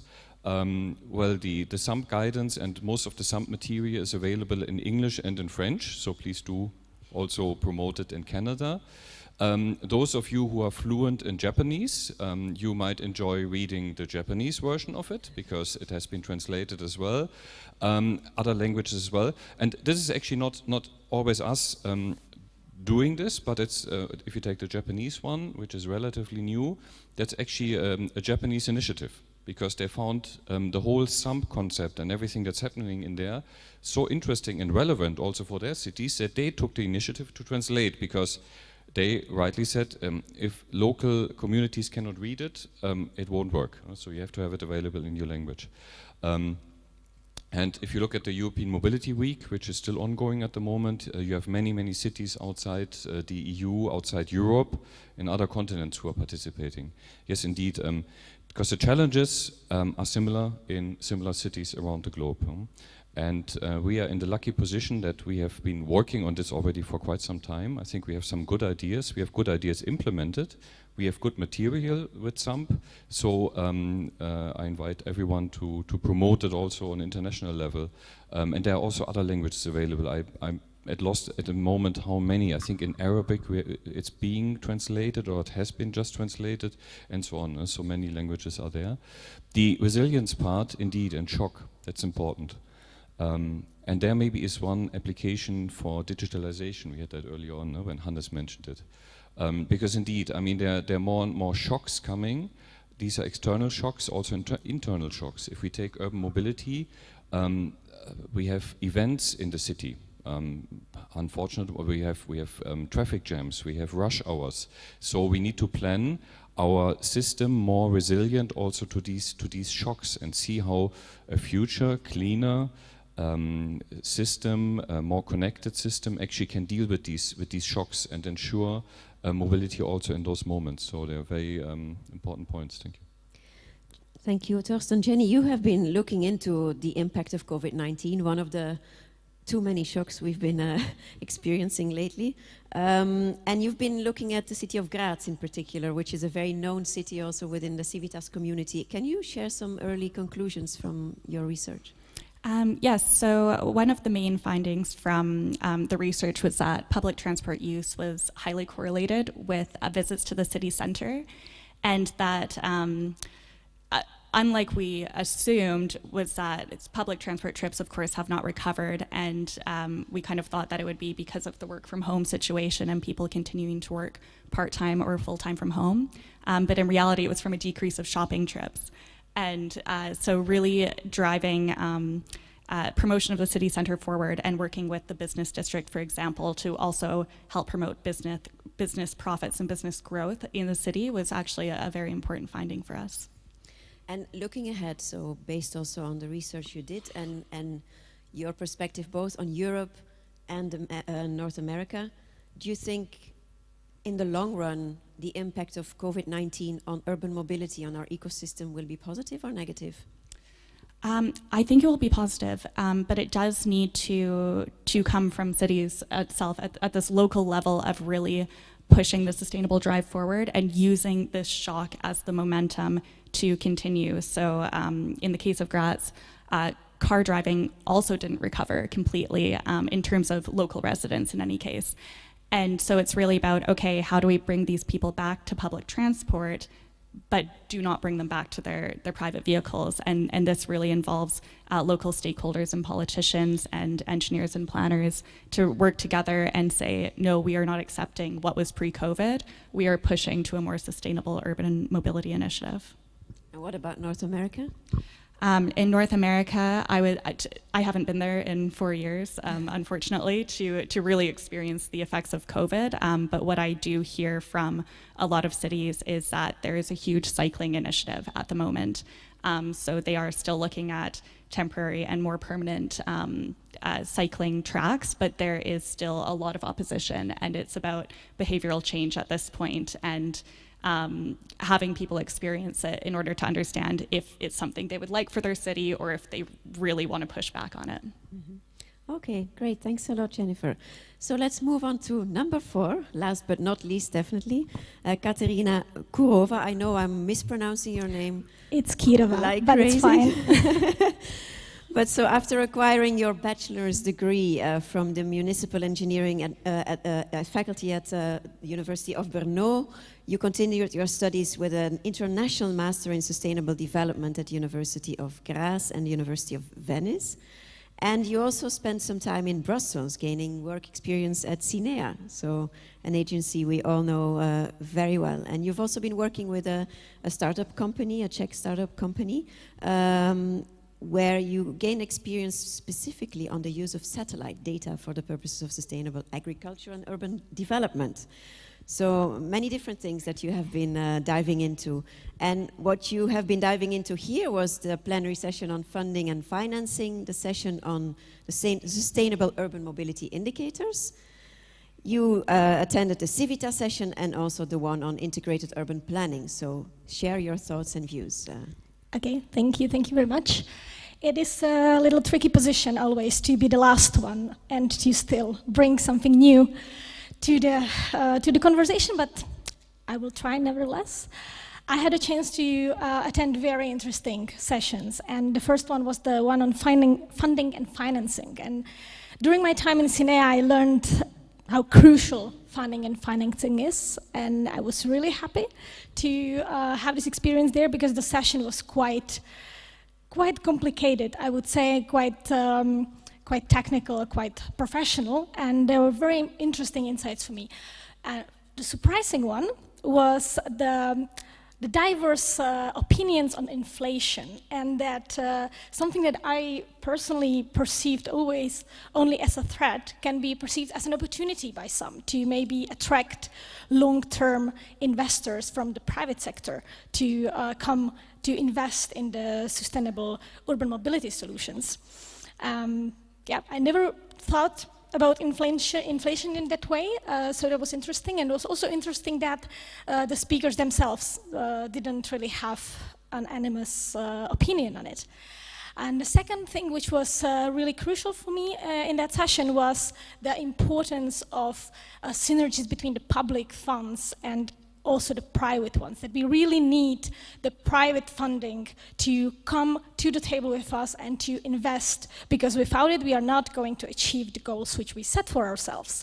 And what I would really like to see maybe a little more, and what I missed in the other sessions maybe, was how this particular thing is tackled on the local level, on the level of the cities, on the level of the practice which is trying to secure the financing for themselves. So there was one thing which I was slightly bit missing, but differently, this was a great session which I very much enjoyed. The session on indicators was the one I was very much looking forward to, because I'm myself quite interested in data-driven planning. And the conversation that took place there about data collection and the Europeanization of indicators, I think, was very important. In my opinion, the concept of Europeanization is a great idea, and at the final consequence is going to help the cities to have a clearer vision of their goals, to maybe see in which stage are they actually finding themselves in the bigger picture. But also, what I appreciated in the session is that it was really stressed out that this has to be done with sensitivity to the local context, and also that the data collection, which has to be robust, it's great to support the cities and also like kind of require the cities to enhance their data collection. It has to be robust, but it has to be also efficient, and it has to be justified, because the cities need to know why do they have to spend their precious resources on collecting this specific type of data. And also that we have to provide them with the resources they need to spend on that. And the thing which was, I think, the main takeaway message from the session for me was finding the balance between the simplicity of the indicator, because there were a lot of voices from the cities to keep it simple, which I can only agree with, because that is needed for the monitoring and for seeing how are the solutions which are being implemented actually, what kind of results they actually have. But also to don't simplify it too much to lose the relevance of the data we are actually collecting, and to find really like the data set which we can draw conclusions from. And I think this is going to be probably the biggest challenge for the professionals who are now dealing with the SUMI 2 project. Good luck. Then I attended the session of Civitas, and I enjoyed it so much, also because of the format of World Cafe. It was a lot of fun as well, and I think it's great to include sessions like this, which are not just purely sitting on a spot and listening to some speakers. I think it's great to be active and to really engage in the conversation. I was very happy to hear that the community that Civitas built around itself in the 20 years of work is valued by its members and also outside, because yeah, honestly, building a community is one of the biggest challenges, not only in practice, but also in life, right?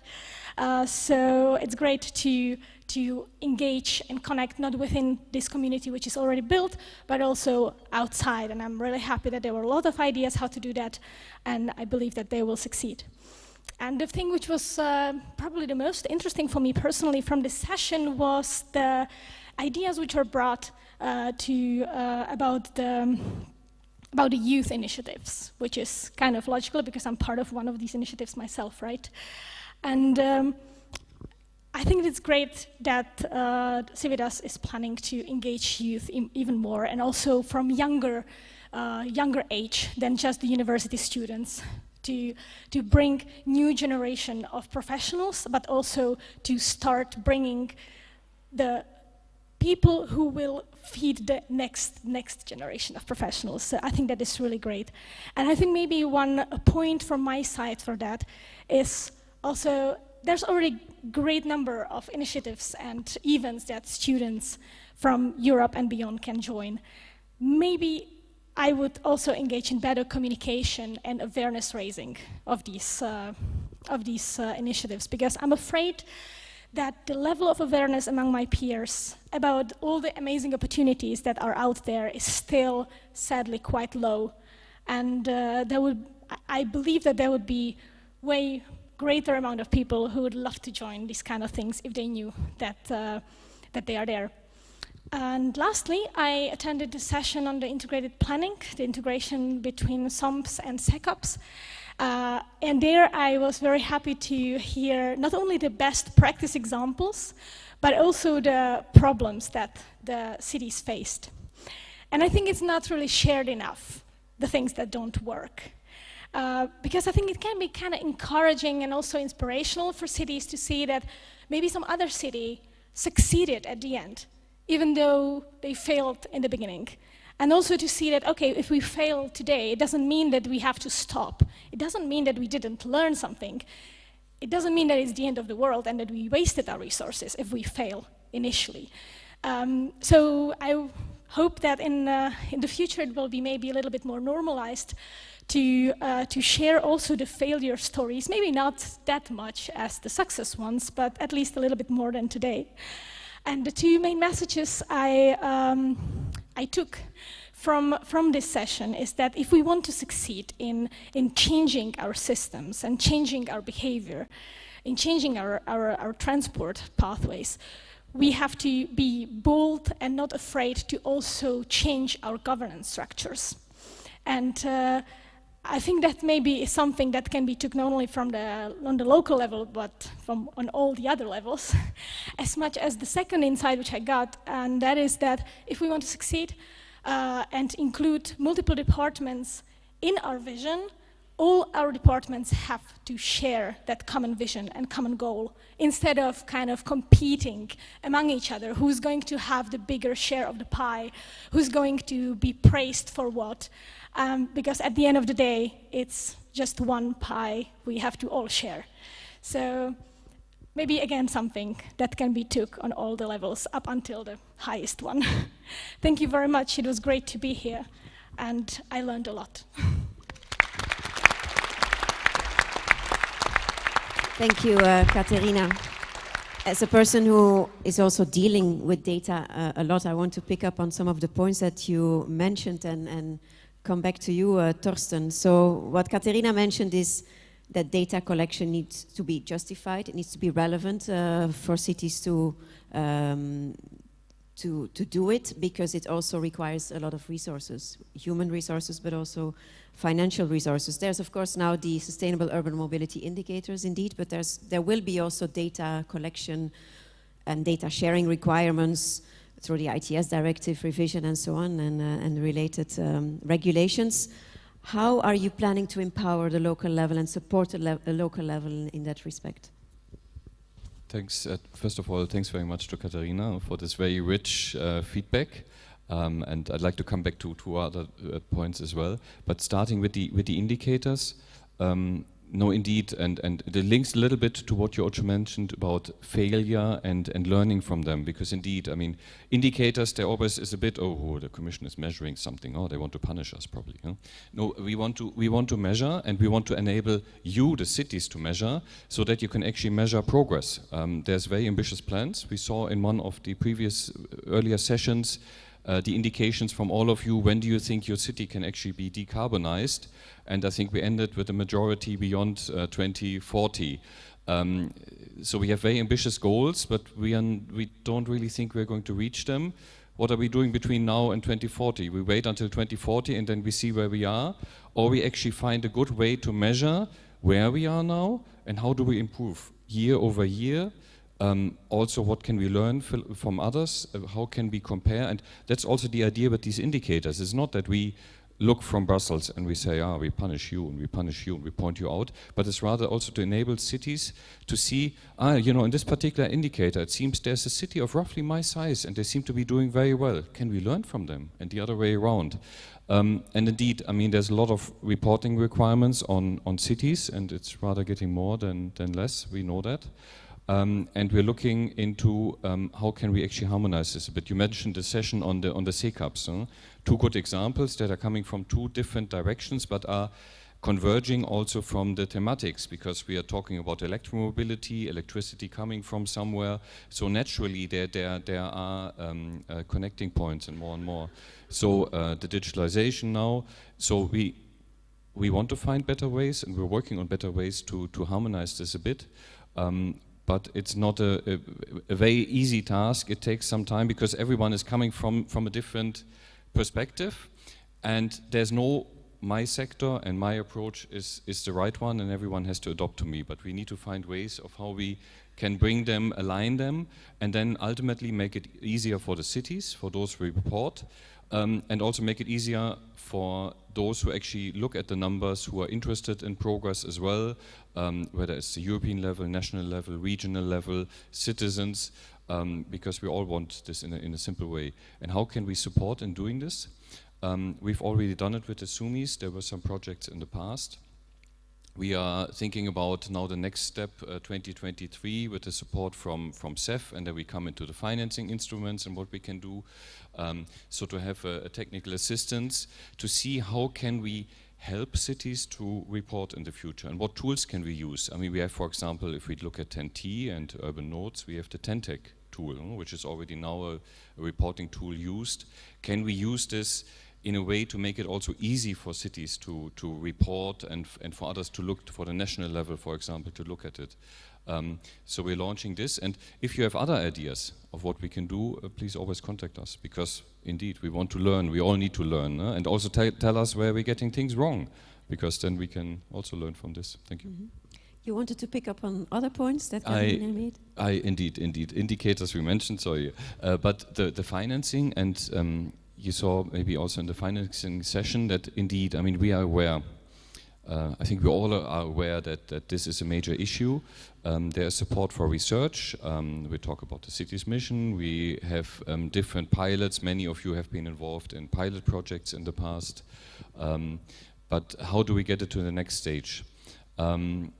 And our intention is more and more, and that what we pay more and more attention to, is that in research projects, we ask already to look in the future. So not to say, oh, research project done, that's it, nice project, fantastic, but rather to work towards how can this now be implemented? What amount of money do we need? Who could potentially finance it?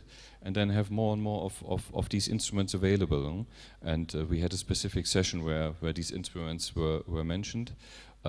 You can find on the ELTIS network also a lot of information, or if you're looking for a specific instrument or you have an instrument you don't know what it is, contact us and we try to help you to find the right people. Let's continue a bit on the data dimension. So you're working on that as well with your research, and you've been looking at remote sensing as a data source for urban planning. Based on this specific concrete example, do you have the feeling that our cities are ready for more data-driven and evidence-based decision-making, or is there a huge capacity gap that we need to fill first? Well, I think in many cases it's already happening. It's already happening in many cities in Europe, not only the big ones, but also cities of a middle size, such as Brno. And Brno is really high on the data-driven planning, as I learned from my interviews, because I actually had Brno as one of my case studies as well. And I think the policymakers and the planners are aware that they need the data, and they are trying their best to find the data. But the thing which they are facing there is that data is complex, data is complicated, and then they find themselves either struggling with whether the interpretation they are choosing for the data is actually correct, whether they can trust it, or whether they don't have maybe enough know-how in their teams, or maybe even enough professionals who could somehow analyze the data. So, and I think if this support was given to them, also in the data acquisition, because it is quite a costly process, and in the technical specifications, because you need software to process data, I think more and more cities would pick up on that, because they also have their own investments, which they are spending resources on. These resources are scarce, and they kind of know and understand that data are one of the things that they can lean on, one of the things they can show to their politicians and say, look, this is going to work because we have numbers. Because I feel like people really like numbers. I'm that person myself as well. I come from an engineering background, and if I don't have numbers, I am completely lost in, do I feel really correctly that this is going to be good or not, you know? But once you have the number, you kind of like, okay, this sounds good. I can kind of put this on a slide, and people will trust me, right? Yeah. So I think it's not about the willingness. I think it's more really about the capacities they need to be provided. Yeah, yeah. Okay, no, definitely. Yes, quickly. Yeah, very quickly. No, indeed, numbers, and at the same time, I mean, we're working. You described the problems very well that we're having with this, and numbers are good, and numbers can be compared. At the same time, we know that you can't one-on-one compare any numbers. We had a discussion earlier during this event on postal codes. So there were some who said, from the cities, who said, I'd like to really have this according to postal codes, because that really helps me. I've been to Ireland recently, and I have family connections to Ireland, and they recently, anyone Irish here, recently introduced postal codes, and actually a postal code is one house. So you can find, try it. Huh? If you want to find an address, it's one postal code. So it doesn't help much to have something according to postal codes, because you would have it for one family or one house. So, I mean, this is not about one size fits all, and it's not about, I'm 7, you are 5, I'm better than you. This is not the idea. The idea is really that we have so many challenges, we know where we want to get, but we need to measure where we are, and the progress that we're making. That is the important part in there. So, and for that we need to use data, we need to all have data, and we need to indeed find good ways of getting this data, aggregating it, and making sure that we actually compare things that can be compared, and not compare something that can't be compared. Thank you, and thank you, Katharina, very interesting insights. Now, we have overwhelmed you with a lot of information. You've been bombarded with new and maybe less new presentations of solutions. But is there something that you missed? And this is a question to all of you. Is there something where you thought, oh my God, how can they overlook this? And why is this not on the agenda of this conference? And is there something that maybe worried you as well, where you completely felt that were missing the point, or that we were going in the wrong direction? Hannes, let's start with you. Yes, one of the things I really missed here was shared mobility. I think everybody knows shared mobility, but still it is, in my opinion, one of the best ways forward for city mobility, especially if you want to maintain somehow the idea that people have a car that they can rely on, which is one of the main things why people like cars. You know it's in front of your house or your garage, or at least very close by. But we are, at least I have the impression that we seem to forget that this still needs to be promoted more. Many people still don't know what a shared car is, how to use it, and how this fits within our system of sustainable mobility and can be linked to public transport. Mm-hmm. So instead of indeed all the complex solutions we provide and the tools and the digitalization, we still need to maintain this very solid base of just circular economy and sharing things. We can share a car, we can share bikes, and then you don't need 1,000 cars for 1,000 families, but you can have 50 or 60. And still, it's science and research has shown that the availability of car sharing is very high. So people are afraid that they won't have a car when they need it, but that's just because we still haven't clearly communicated again to them what the opportunities and possibilities are. So I think even here, we still need to focus on these basic aspects of sustainable and socially acceptable mobility solutions. Yeah, and I think it's also a perfect example of where another point that was raised by several of you, where we see the importance of public-private cooperation and partnerships. Many shared mobility services coming from the private sector. How can we make sure they become part of the ecosystem indeed, and also fill the gaps that will never be met by mass transit, for example, to make our system more inclusive?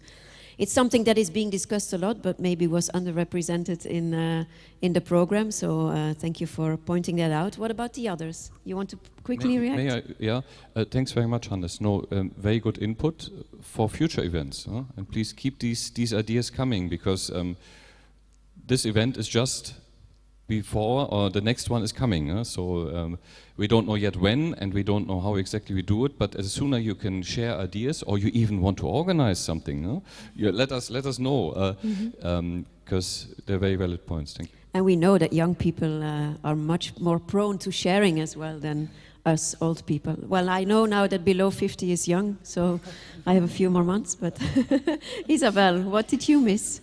I think in my perspective, since you have this sustainable development concept, I mean, we have justice as one of the main points of this triad. So I think in future conversations, maybe we should also consider the role of a social participation in the decision making and how it can influence and positively contribute to the final decision. I think it's very important to involve society as well in the development of our guidelines, as I have already told. And also, maybe it's because I wasn't in the session, I was reporting on the other one, but the other ones, but I haven't heard about the concept of 15-minute city or accessibility by proximity. And I think they are very hot topics right now to address this concept of sustainable development in urban transportation. So I think it could also consider this as one perspective, one approach to address these issues. Even I'm also aware that in some cities, this concept is not that applicable. I mean, for instance, in South America, we have cities that they are like 2 hours city, not 15 minutes. So I think we should also think about these new conversations and maybe bring it to the table as well. It's indeed a concept that is gaining ground, and the Driving Urban Transitions Partnership, which is also part of Horizon Europe, will be focusing also on the 15-minute city. And I think, again, coming back to this issue of equity, inclusion, gentrification, in relation to the 15-minute city is something we'll need to keep an eye on as well. Thanks. No, indeed, and I'm actually participating in one of the events soon. So any message you want me to pass to the people working on this, please let me know. And because it is indeed, I mean, it's something wider than mobility. Because ultimately, 15 minutes means you can reach everything in 15 minutes. But in order to reach something, it has to be there. Okay. So it's about urban planning. It's about where are the shops, where are the schools, where is everything. Yeah, just to react a little bit, actually this concept also involves, as you said, land use. How can you make our land use more diverse to aggregate all these activities, and then also promote the people can actually move in 50 minutes and access every activity they really need. So it's not only transportation systems, also we need to integrate both land use and transport and make our cities more accessible in that sense. And not forget about suburbia also. Jenny. Yes, so I think one interesting thing is, for me personally, like, I do not identify as a youth. We were talking about everyone who presented here, and we're all mid-20s to mid-30s. And in my mind, you know, the youth is between 17 and early 20s. So I would love to see younger people at upcoming conferences for this, because they really are driving the future. We are already in this industry. So it'd be great to get some more. Are you saying you feel old already? I feel old. Yeah, I do. Not anymore. Now I know that 50 is old, but yeah. Okay, so we need to go younger still. Understood. Katharina. Yeah, I actually wanted to say something a little similar. I had actually two points. First one I already talked about a little bit in my presentation, or in my slide with keywords, that about the private and public funds, and how is actually this attraction of private funds after the projects are done, how does it work in practice? And how can the cities be involved in it? And how can our policymakers be involved in it? How can they communicate with the private sector? Because it's a sector that works completely different and on different kind of rules than the governance one. So there was one thing which I would maybe like to see a little bit more of. And the second one was, as Jenny said, not only like involving more younger people, which I really was happy to hear about in the Civitas session, that it was mentioned. But again, the Civitas session was the only session where I saw also from the program itself, of course I didn't attend all the sessions, but it was the only one where education was mentioned. And I think that like one session on education itself could be quite eye-opening, also not only for the people from the cities, but also from the people from industry. How can they engage in raising their future workers? Because from a lot of technological companies, we can hear that they are lacking professionals. Also from the cities, I heard a lot that they are lacking professionals who are able to do this and who are able to do that. But then where are those professionals coming from? And as Jenny said, we are all sort of already in the loop. We are already interested, that's why we are here.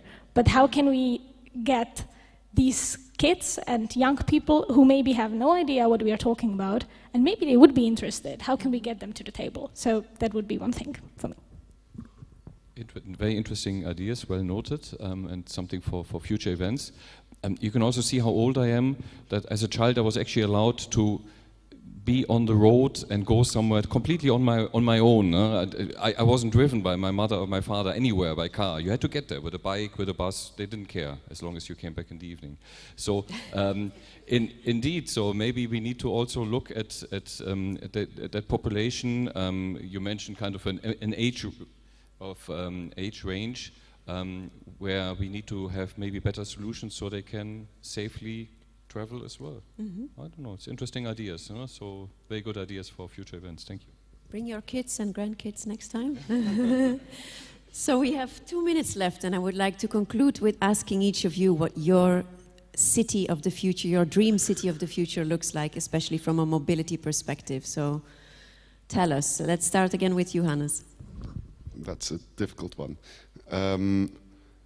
Well, from my own experience, it's a city for all. How to define that, I have no clue. That's why we've been talking about it for so long, I guess. But just try and factor in as many things as possible, that even though people with diverse views, diverse backgrounds feel comfortable, that we're not going to, as we see in many big cities, to a segregated city. Because I guess that's just the contrast of what we're trying to achieve. We can have, of course, cultural differences in cities that make them lively, but I think with integrated cities, I mean that everybody feels that they are being part of a growing city, and I think if you feel part of something, you enjoy it more, and you strive to make it better, and I think that's more of a concept for the city of the future rather than how it should be. Yeah, that sounds appealing indeed. Isabel? For me, in my vision, the city of the future, you'll be more human-oriented. That means you see more people in the street, hanging out, enjoying. You can feel safe to walk around also. My parents, my grandparents, they feel safe to go and free. I think freedom, it's a very important concept as well to guarantee our social rights. And I hope in the future you see also cities greener. I'd love to see more parks, less pollution, less noise. Sometimes I have some problems with my window, for instance. I mean, I try to close it and I still hearing all the noise from the streets. I'd love to hear nothing or birds, but I think maybe a little bit utopic at the city centers. All in all, more human-oriented cities. Cities for people and not for cars. Exactly. Yes. Jennifer? Yes, for me, I think it's building on, I'm sure we all have similar ideas, but it's about transportation choice and mixed density and having something for everyone in terms of cultural diversity and interests. So yeah, very diverse, I would say. I can totally agree with everything what has been said. And just to add a little bit on it, I think the city of future for me would be a city which is bold. Bold to make decisions, bold to talk to the people who live in that city, bold enough not to hide behind regulations and really try to be innovative in a very maybe disruptive way, and bold enough to also communicate it with the people and try to put them on board, even those who are not maybe seeing the things the same way as the city administration would. So yeah, I would wish for bolder cities. I think I would like to live in the cities that they are collectively describing. Sounds really good. Also for old people, maybe. They were very, I mean, they were talking about inclusion, so I think we're part of the mix. But thank you so much, and you are so incredibly eloquent and inspiring, and I think there's a great career awaiting you in the transport sector. I'm very confident about that, so thank you for sharing your ideas. And we look forward to seeing you at future events as well. So give them a warm round of applause. And I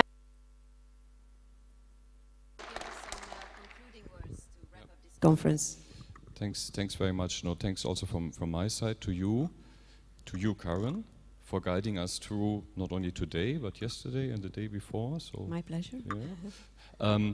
Thank you very much again to the beautiful city of Brno. Those who are online, do come and visit. I can recommend it. You find very good places to eat and drink as well, and it's really beautiful to walk around. Keep telling us what we can do better in the future. So also those who are online, how did it work out for you? Does this work? Because we will in the future probably also have hybrid events.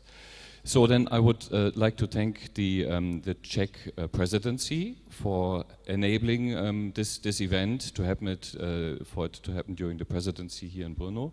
And all the organization team, there were so many of them from within the Commission, in CINEA, from some of our partners that we're working at, private partners that we're working at, to make all of this a success. And we would like to make it better next time even. No? So always further improve, keep telling us. We heard about the city of the future, what it should look like. So this has to be our goal, our benchmark. So now we have to get there step by step, also measure the progress, see where we are not making enough progress and address these elements. And you mentioned some of these elements.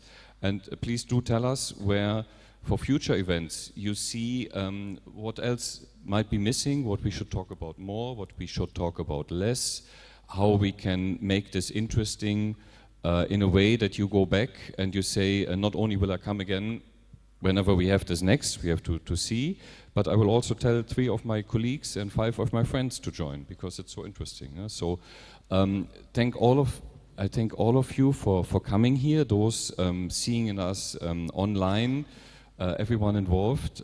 It was a great experience for me, and also on behalf of my colleagues, on behalf of those who already had to leave, of Harold.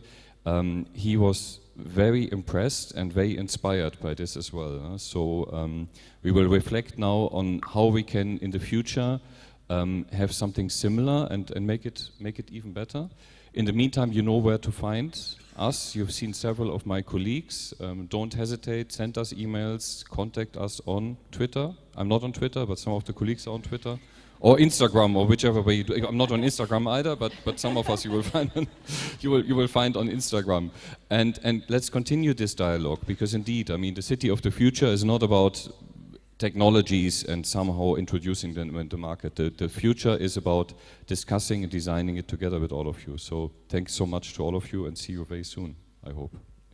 Thank you, Torsten. See you next time.